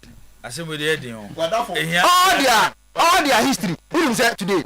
Say former Premier League winners are today. It has moved from one side now. Lagos Cities are winners of Premier League before. Have they used the name to win the league before? Trop I pass winners of the game. No, Lagos Cities. Actually, Lagos Cities. Anywhere you go, if you go to the FA now, Jibo, but you call any member of the FA. Now in the records, previous winners of the league, we don't have Wow All-Stars in existence anymore. And SAB it didn't collapse. Someone bought the club and they changed it, So at the FA, they have Lagos Cities who used to be Wow All-Stars as the previous winner of the Ghana Premier League. It's a whole for the league. Liberty. Previously Liberty and Agile League, as previously Liberty. As I say, but we're down for Dr. K, Dr. Fonabe. Once your name changes, your genes don't change, so it's the same thing. The same thing. I say, we can't have before. Say, and the Mabakumase, Chamane Kotoko, and then I'm Modenam. Nema P. Never P near the name because I must say about Kruma. In fact, we shared the last previous years. We are one of the few teams that is share Kotoko a very tough time. Yeah. And this year is no exception. Mintiminka say baby I done yet. Though there's been massive improvement, my main cancer because last season as at this time now they were best 5 points after 7 games. Until this year, Timia called the way to 12 points. Now you're at 7th position. I think that is a bit of improvement. Yeah. And if you say huge one. Yeah, never be behind last season 5. Yeah. And this season 12 points. Yeah, exactly. Wow. I feel say I improve Kakra and we are hoping that it will reflect in tomorrow's game against Kumasi Asante Kotoko. You talked about bringing a lot of players. Yes, but not big names. But very young guys, but they are very, very committed to the cause of Project. Yeah, they two money when we were trying to convince them to come. You know, yeah, Bompa say, "Ebenya good day, china." I think we have been working since Tuesday after a win against Bechem United, and I think so boosting your morale because we had gone 3 games without a win, and a win against Bechem was a game. And if he said a bit me boy knowing that Kotoko were in Africa, and him say, "Omo travels near the Adenina." Definitely will give them some bit of disadvantage. And you know, yeah, say coaches in bit me you see more tactics, because we have watched a few matches of Kumasi Asante Koroko, not in Africa but of course in Ghana. If the boys go to the instructions of your coaches now, we should be going away with some respectable results to Tamale. Okay. My name play bidding. Is a league na you catch him some players can you pay more count. Some to 5,000, 6,000, 7,000, 8,000 in Azimutia. Oh, meaning this will be 8,000 when you clap them. Ubi 8,000, 7. It's just that what we have done is that you making sure say player B is very comfortable. By 7 do be meet me akasa. Okay. And the one you could just say. Yeah, follow GFA4 regulations from the mine before the start of the season. Into minimum wage in the yes will be below 1,500. To Karela will be below 1,500. Okay. But still, I would think so much below players below 1,500. Everybody. For a player. I'm witnessing 2 players. Me more club needing. I think I know exactly to crowd discussions on it. And salaries no 1,000 and 1,200. And no more. And we have only missa. And what when Jesus can get to Gamma players on Kobo. Hey, say by the now for what the rest are 5. Eddie say Ochamone Kotoko Mako Lusu to work. And on him Zakotoko, Omoko sa situation no mobile, Omudi ni bre and na eba. Say I'm prepare towards this game. Well, I can say I prepare what I have seen throughout the week, it's enough for us to come and grind results here. Though we missed some few players at the beginning of the training session on Tuesday because Bless Ege was not with us. Because he had some, travels and we are still in the process. But he joined the team on Thursday. He had some 2 training sessions and Sana.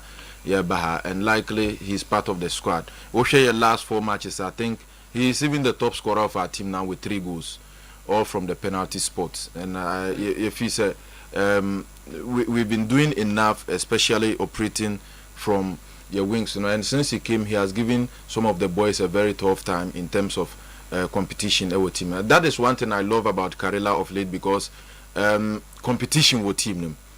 I won't say we have depth of quality. Initially, Mekacho say, "Yeah, back Ghana, honey, say Momo Karela play bidia wajidin power Ghana. You can't find one. Maybe a Fatah Mohammed, and we all know he's been with us for the past couple of years. But players said you mobile and won't mean more bunka say player with there wajidin or Ghana bar. But I think the coaches knew what they wanted. Young guys or Mudio Mabano, they are ready to fight. And so far, no, I think say your boy homoding. Because you lose game at home. 4 matches I have winning me and I draw it back, and we have picked some few points away. If he said this game is also another opportunity, you beat media BB every mark back home. We know we have a very tough task against Dreams FC. It was one of the matches and now Mebrae can swap matches from 5th to 9th. You know, both Dreams finally on the coming weekend, and if he says yetiminya results waha as usual na betimia boost your pan yetimia go back because we want to meet the target honorable the maye and to meet that target at first round at least you should get some very very valuable points. I will say what the second round no ma betimia bo no yetimia achieve target. Looking at our team more the strength to achieve results are more pen or China against Kotoko ebi ambese mu win ambese mu draw. Not at all. May compare last season when we lost by a solitary goal via a penalty spot in the dying best of the game. Now me the 2 team win one. Me team I can say team win here far better, about 20% ahead of team now the bar last season. No? And if we had a few changes to their setup though, but I think that we have the squad that can compete very well. Like I said, we are not just coming to look around the environment and go back. Your objective, and the objective is that lose a match here against Kumasi Asante Koroko. For some years, if not last season, or more, make it double over us now. Okay, previous season, Karela United have really done quite well when they face Kumasi Asante Koroko. Either in Kumasi here, nyinasi or in Tamale, and I think that you perceive this momentum no esenwura echina game no. So no wonder at all. Your focus say you beat me ababeji very good point against Kumasi Asante Koroko. We know what they are going through, and it is always good so beat me take advantage of opponent no weaknesses in it. If you only more strength for officer or beat me the defeat you guard against that and hope that the weaknesses that they have you operate on that. Now beat me the results. Dr. Echina Kotokone Karela Baba Yara Sports Stadium. And what about 76? Striker on sana meka bibi se league no. Teams are able season obi anywhere or debutant. Na league no shase a ebo yenya name changes. Sa teams are change omudin. You will team be a friend Great Lions. Just seconds. Seconds. Great Lions. Great Lions na beka Dr. Ike. Oh, striker. O de yanko. Almost some omudin. So who know Great Lions it miss sign ding ebede boy eye Zebi. Zebi United. Omo and I decide almost some omudin be fast side no e de boy league no. Yenya Ami FC and a soldier for team. Omo some omudin ebede Defense Stars. Yeah, Defense Stars, yeah. Omugusu esi akan omo san be some omudin ebede SS 1974. Ebe si akan. Team ba akona wasesa ni din 3 times. In the records no o count no team ba akopɛ untimi count no team yensa say abisi aka we league dum because the same record na wabeto so then yenya oboase go face from 1985 amom di din ni si aka ya until 2004 edin no be sesan be de Ashanti Gold yebenya wa kwa mass ema di din ni sesan e be de Bechem Chelsea ema sesan be de Brekum Chelsea. Nti ano so one team no akọ 3 names from Wakwamas I Division 1 no okoto slot no exercise at the ball league na at the enya qualification be pima be team Chelsea before Brekum Chelsea enu achi oba benya team bia ono nso your friend Kesben FC ono nso si akan until 2010-2011 second round and a change of name and ownership no etimi bam ema omonso be de media ma omonso de abisi akan ewo league dum yenya stay cool professionals omonso sesan omudin ebe de Zetuna United ema omonso timi besi akan Feyenoord FC sesan ni din ebe de West African Football Academy ay ka se wafa ti Feyenoord for bra no boy na no na wafa ebe to aso then yesan so ebenya team a ye friend Saint Marin ema omonso timi ebesi akan ni bi almost some mudding ebede Sporting Marine from Saint Marine to Sporting Marine EDBC akanya later no almost so ebede Accra City FC and then they edin omo eyisu yebenya wa All Stars e mo almost timi sesa ebede eye Legon Cities almost so timi DBC akanya yeah ena yenya I change it 3 times and yenya Liberty Professionals ama almost so asesa omonso abede Ho United tina a bit of name changes no kakra mujiri se yede adan echina yenko china game no 1990 enkomo na yedia mujiri se na o penalty 1990 season no yeah okay na sa de ni see 1991 okay on say Kotoko winning in the first game correct score 1-0 against Obuase Go Face and a House of Folk and so both goalless against Voltarian side. Let's go against Bruno team. No. But our first league game no. First league game, the score line was 1-0. Okay. Then Has Vuradeb. Am I also and there goalless. Yeah, which na game got to Karela, quick one.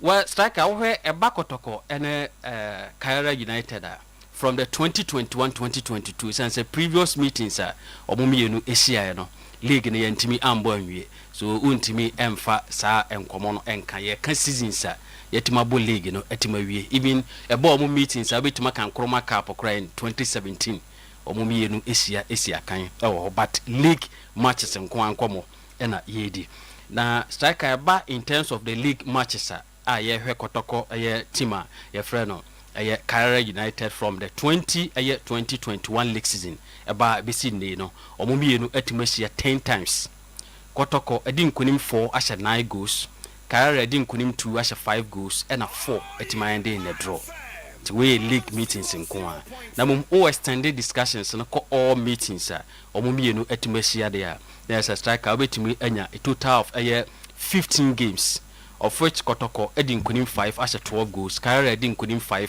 at 13 goals and a 5 and then a draw. In all competitions, 5-5. We are winning 5-5. But if it's about league matches, and away league game, a home common am the down.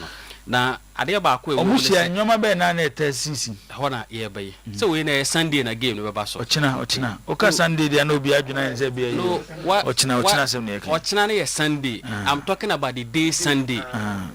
Nti anonso a home koma ebedi tombo game Sunday yenya ntema staka ohwe Carrera say all visit Kotoko untimi record win da on share Kotoko on home da say what 5 times and a visit Kotoko untimi for win the best say watima bon home wodin a wadro mum yensa out of the 5 and on my side and we lose 2 asha 4 goals a coincide 6 say china my idea draw na ohwe Kotoko ene Carrera omo last 3 meetings in the Ghana Premier League and the 1-0 the last 3 meetings omo mienu last 3 meetings no e bia and the 1-0 emfa ho venue bia udin kunim emfa ho ne venue that have been the trend the last 3 meetings no na ohwe eba in terms of obrenti bia na so obepreso se me de na bezoko no we person me dey no be dan wo dey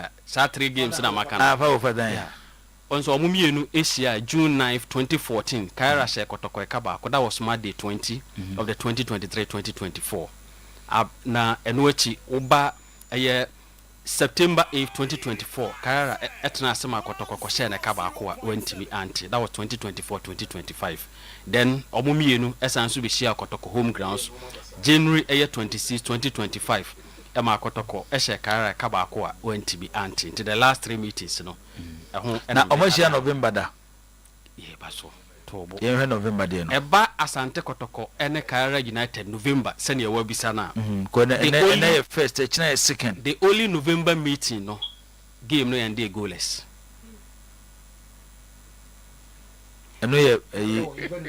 eno na day bay and they were Carrera home grounds. That was November 28, 2021. Monday 5 of the 2021-2022 league season. And they goalless. Now, and only the only time was here November. The match date, which is November 2nd, and so games are wabo on the match date, November 2nd. Okay. Since 1999. Kotoko game be wabo on November 2nd. No, ebia no.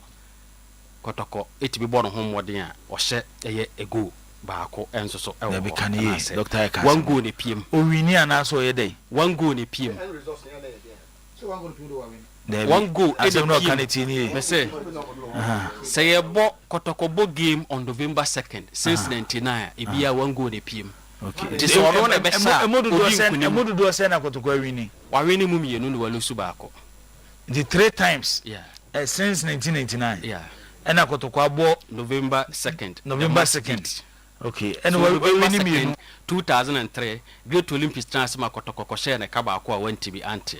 That was Monday 25 of the 2003 league season. Then November 2nd 2013 Kotoko share Liberty Professionals and Nei Hoho United a kaba akwa went to be anti. Then no Monday 10 of the 2013-2014 league season.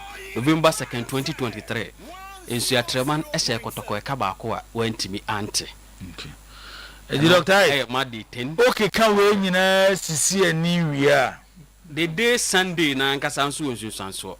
Sunday dey. Say game no ba boy Sunday. No me ka say omomienu say that other on Carrera the day Sunday meetings. Okay. Enkomo ne yedi. Okay. Eba omomienu no meetings on the day Sunday. E ho nso so see na ekọ. Na Kotoko nyade a walu sutu Carrera on the day Sunday da. Since a Carrera for by league them. The day Sunday Kotoko lusu to amonda. Sunday February 7 2021 Carrera tena sema Kotoko ko share 2-0 ewe nyina ase there no Monday 13 of the 2020-21 league season. Ibrahim Moro and Kwame Opoku in a Timinya Sa goes no. Then Sunday November 28, 2021, Kara United Etna Sema Kotoko and then PMA and the goalless. Then we are Monday 5 of the 2021-2022 league season.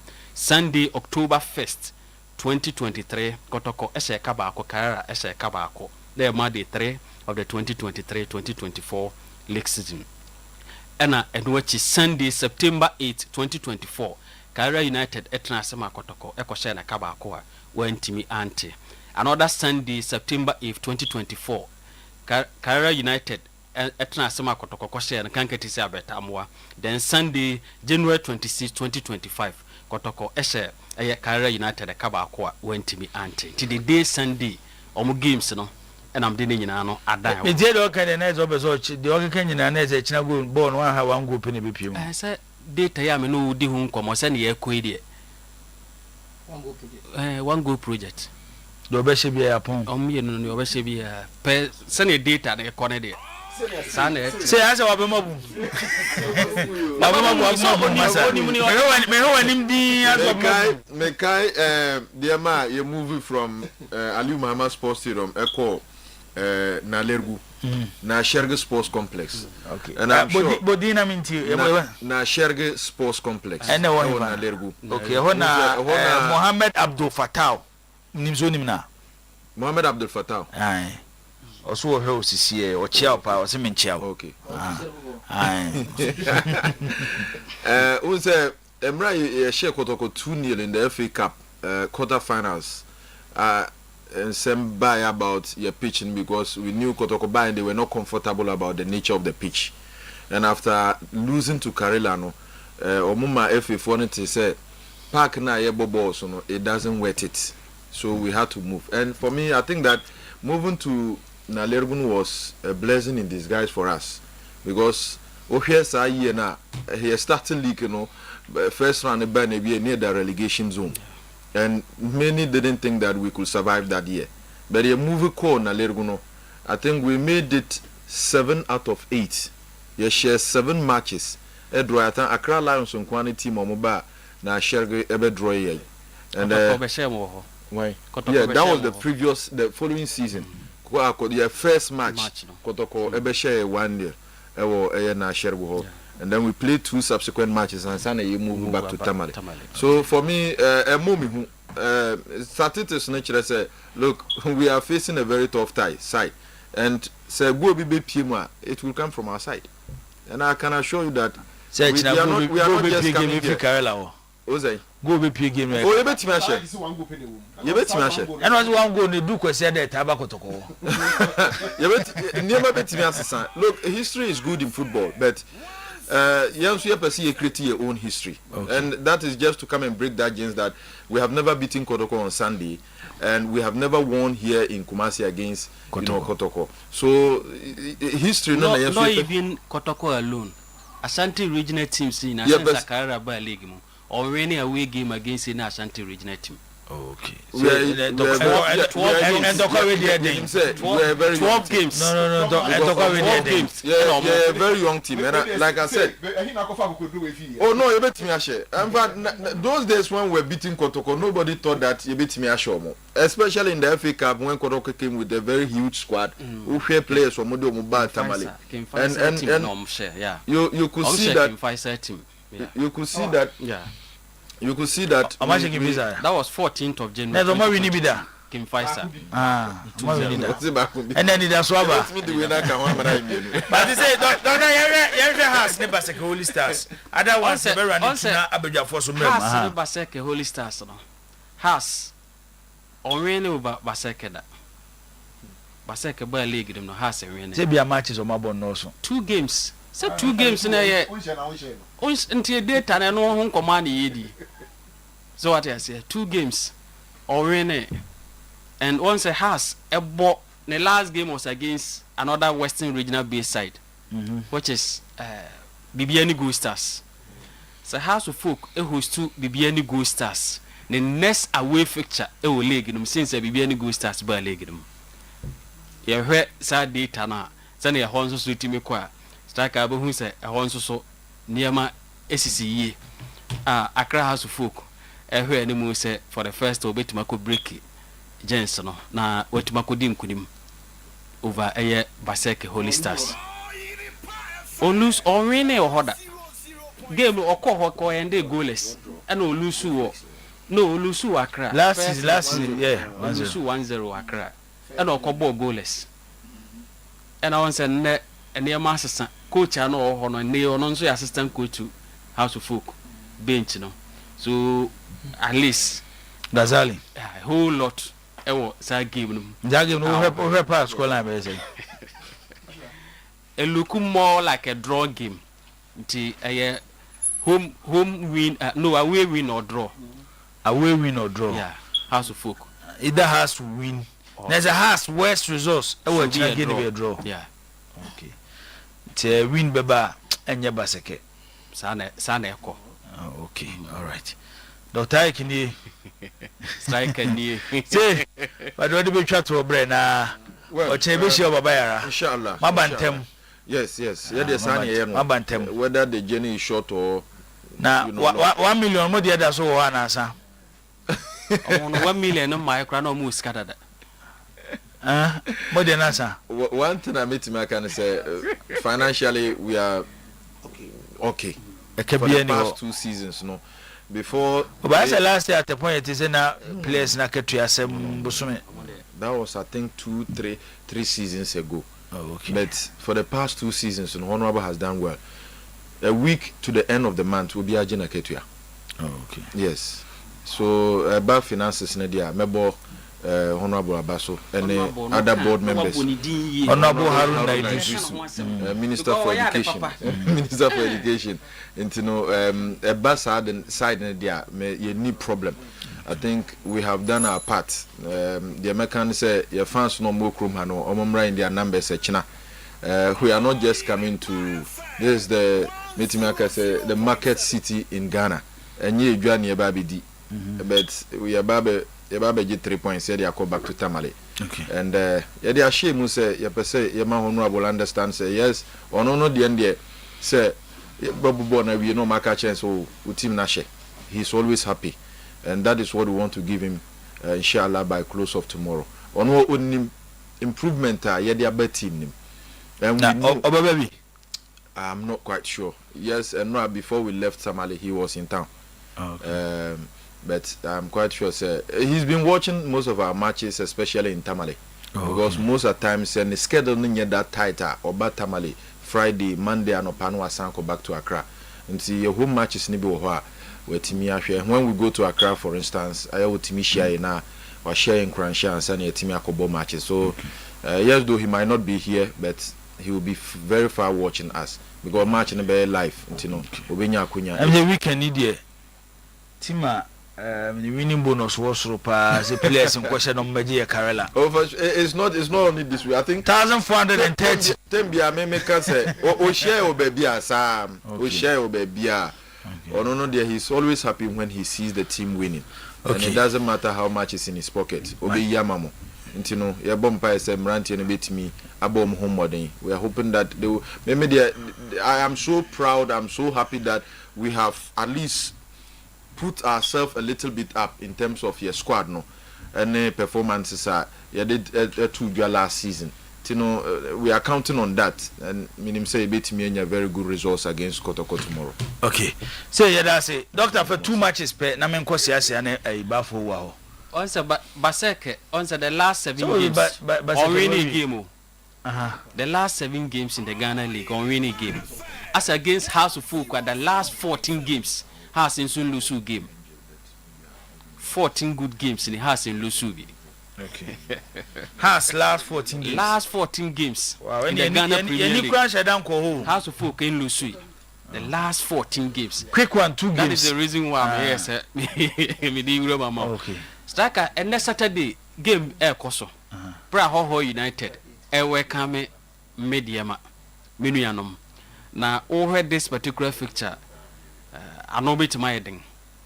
It's answer over 2 teams na omo games na mde kan catch us maybe a twem na Hoho United from Liberty Professionals. So sad data no ɛna yɛde di nkɔmmɔ from 2007 bra media ma the den Kesman enso be PA league nim ɔmo mienu ahyia asi akan up to date ɛna yɛde di nkɔmmɔ na wohwɛ in terms of ɔmo mienu games a ɔmo atimi ɛde apempem so aba abesi ɛnne ya there's a strike ɔmo atimi akyerɛ ɔmo agina ɔmo nan so yi pa asi akan yɛ fie bebre a ɛnneɛma ɛkɔ yi ɛde mo ɔmo wohwɛ regards to ɔmo mienu sɛna ɔmo ɛkyerɛ ɔmo nsɛm na na ɛsɛ so when you lie no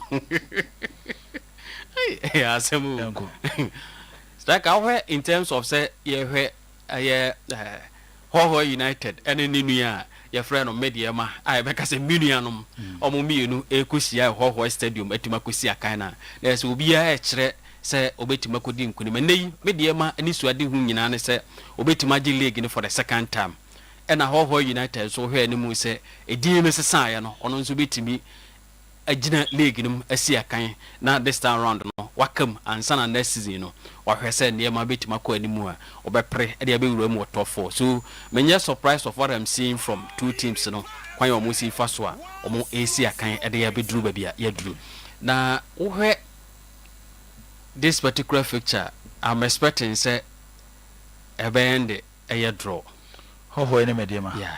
Draw. Yeah, I'm expecting a game to be ending in the draw. Okay. All right. Dr. I. Striker. Siasia. Obani. Aha, Yankwe. Yeah, my commend the coach from Pomanso for getting that 0-0 score line. It will be chimno. A good start for him. And now so masem na namokano. I shan't do good for us. Metiti anope ko ya frame. So be ma ko fa ba no ko fa ba no. Ya frame a coach afreme. Me so ma ko didi hu nkoma. Na asem no say dey si wa bonten nya sa na tie. Okay. Those are conclude on me and trying. Ahead of information e wa bonten information ni bebre wo ho a. Atwesti akra. Atwesti kakra. Okay. Because enkomo am die no eje Ashanti good for no kwa no asat na yeti team no be contest say di no mu yai e ka no yo na se o de no ye chi o de no ye o de onko ye de ka for no confusion kwa asat na e ka se se me wi mu kwa e kire se coach no mo ma no letter e kire so masake no ana so ye juma ni odi biati yeah na se wo okay omu nyina je ato na wo yo ko fa coach for na se ozo ko nyati for say ayi ni obiem na based on agreement omo ye no on say Ashanti go for more am say about 3 or 4 teams all different divisions. Okay. Until the agreement was say do stage bi kura no mutimi assign to one of our teams no. One of our teams. Tomorrow assign. The issue na nye ni wa di kan omo kan. David ni wa di kan. That's what I'm status no. You enter the status no ba. Ni nyina wo ba.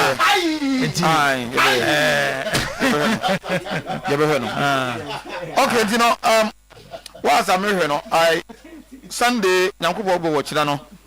I think we are in for a good match.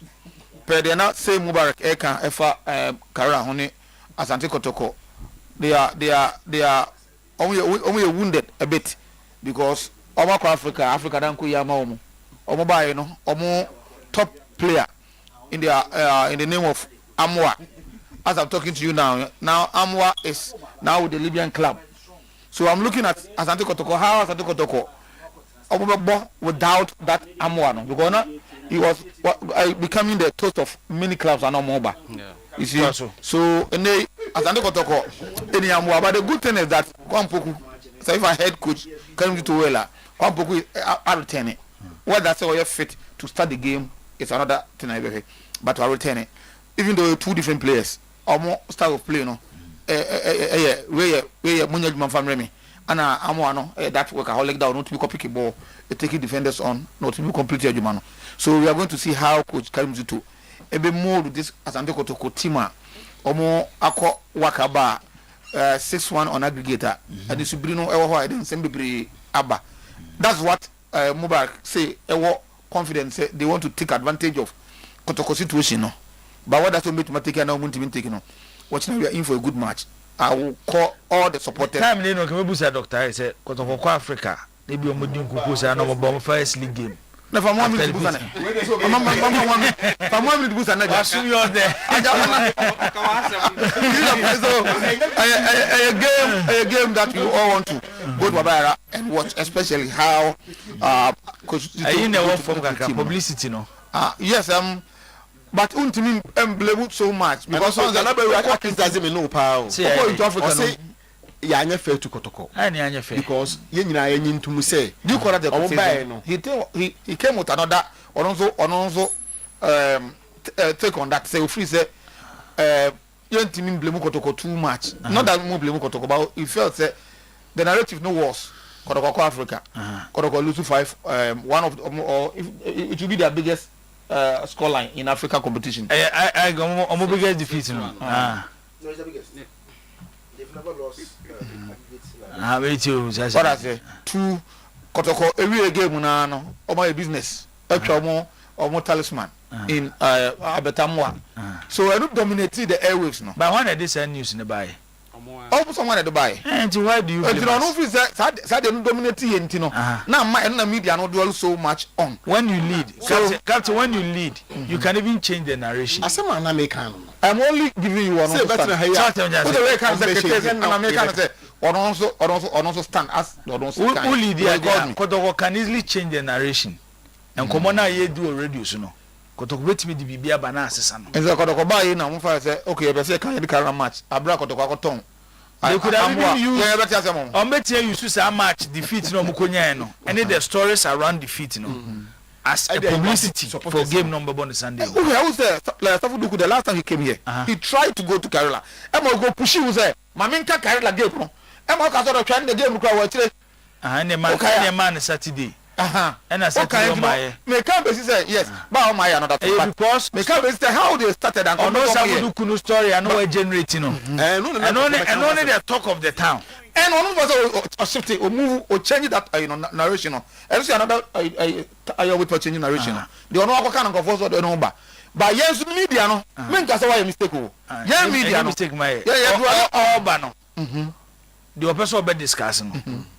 No buy. At a point in time, I say a blue point B. I wanted to shift the discussion from Kotoko to even Black Stars. Minister, because only reason why because now I can't say to no savudu kufuza amount for but he wants to explain. But what I say, now he wanted to talk about that. Guys, I'm a man of 5 minutes. The person work on and he was back on. Messi no. Media no. Baby, you are seeing media no. Also, you can say negative story sales. And negative story sales. And negative story. Because according to Kotoko, he says one and aggregate. Now we now say you know another Kerala. But for today, oh yeah, in the headlines. So but for one person, the man and I but for one person. If I'm right, the last 3 days, how he has promoted the Kerala Kotoko game. Especially on Kerala, Omo Jenny from Baby Omo Moba. Nina a part of the publicity. So I'm not sure say Nana Bewa, yeah, better not say no pay cry start here. How the match against work and attendance. And why if you say Kotoko should do more. And about Sakawakasm. Now, it's nice, as I said, you might hear a question about Sakawakasm. You didn't have a fry.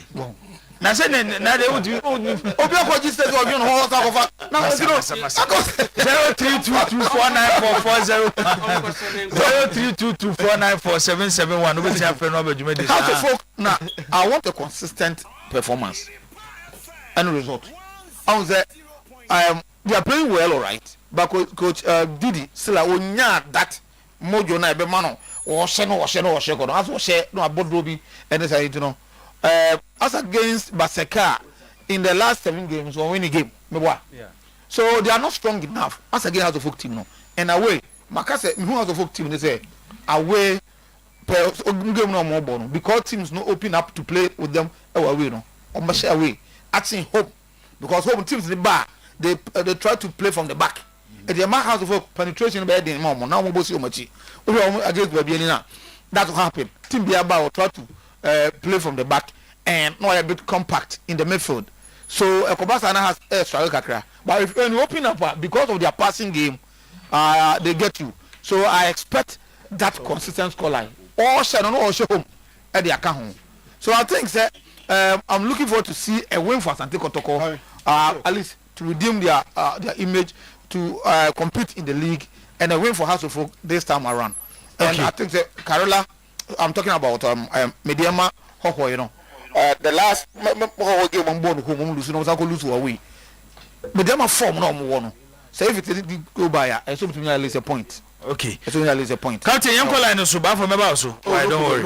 Okay. And the daddy a Kakabeka Kwamas no. As a Kwamas no. So credit kwame unity. Yeah. Okay. Enti my enya Kwamas no. Mr. Kwame Maso Kwamas. Odi maybe akaza finado asema to aso. Oh, striker. Yes sir. Yes, I'm Charles Brown.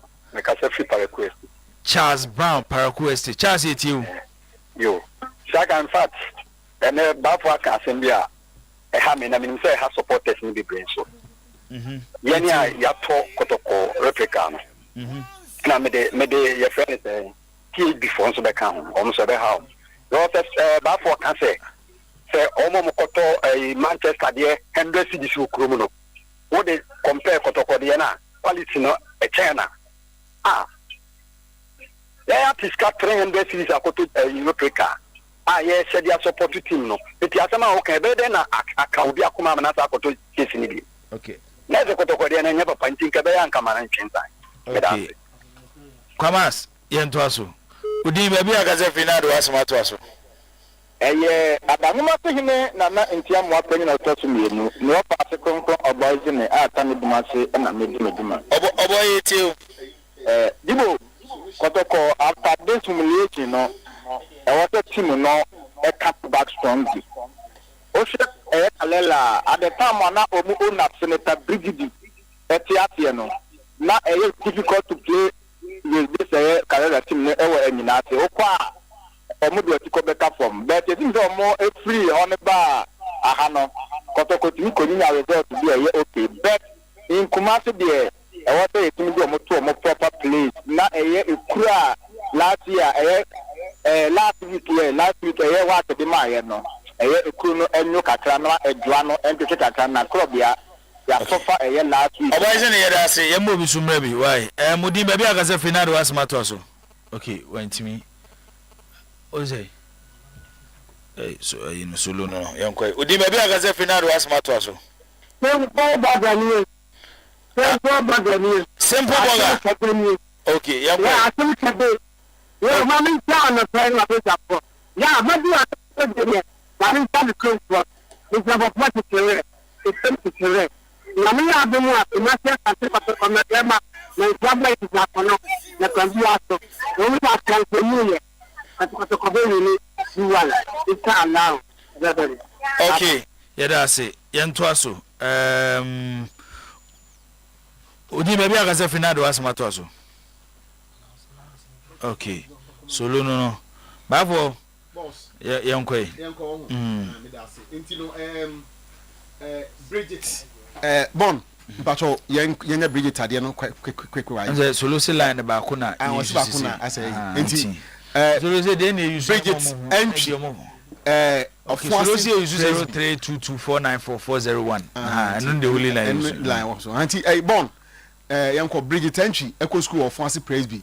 Krastu no na ene wadi mfie enwotwe ne papa ese yemfama no Frank Party boss awunim Frank Party ya Frank Party na o se yemfa ema ne bay Frank Party enra ya Frank Party ne Frank edim komo enra ya se wo so akwhye ne krumo yes wo se kakrakra ho yema no sa wo se ho yesin afa yesin baby ho afa na general manager ese yemfama gifty a chan frimpon madam gifty a chan frimpon na madam gifty a chan frimpon ni kunu ene Gina B fast food boss Gina B de unim Gina B yes ti ono so ne de a o se yemfama no na head of production ye nyina yeti eba production na ye nyina yeti enso so Sami enso so e dia ono so ba e no amanka wan beba o si yem fama abeta akoto sisi stroba e wo eye miameta no so from Elizabeth maami nyako and o si yem fama hanti Sami mako frame miami mako asiedu yes na o si o ti program na me say na opese o yesam ibi disclaimer or something like that because di Maria no say Benin say nkofo say that be nkofo efefre no like mako no so we say o manager but o say yem for Oyerepa na ma ewiase nyante say he's no more with footballers he's no more party with no was story ni nyina I say do it's no more with Di Maria and that's say status na mo fa frɛ no na na so mo pese Di Maria o manager fo onko pro bi on nto o pe Di Maria o pese o ba o ma frɛ no believe for na frɛ no mo enyo ho na o ko ono ni na asem ne say obi a wo frɛ ni bia na wa waje so manage ni bio and so oni no o manage ni bio tbem frɛ na e ba chow Zagito Mr. Atakwasi Osei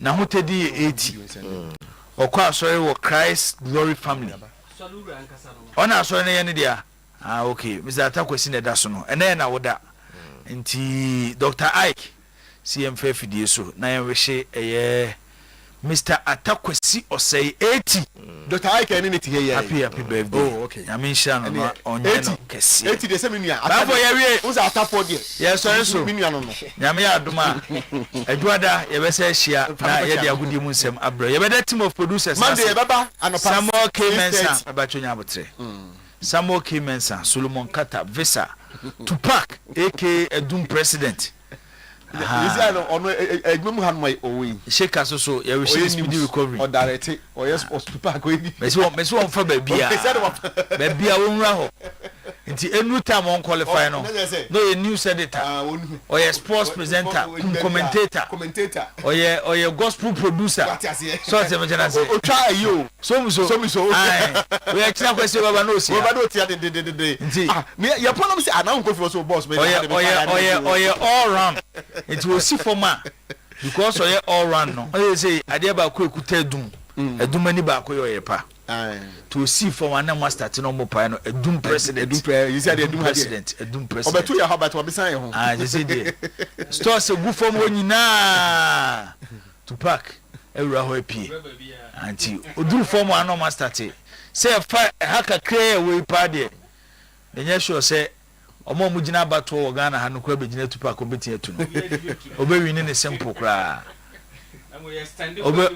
obewi ni simple but aya na edu mri bia na ase akwakoye yi baba fo yes so ye wi o te ba fo wanka o te captain Zagito say Obed and Dr. Ike say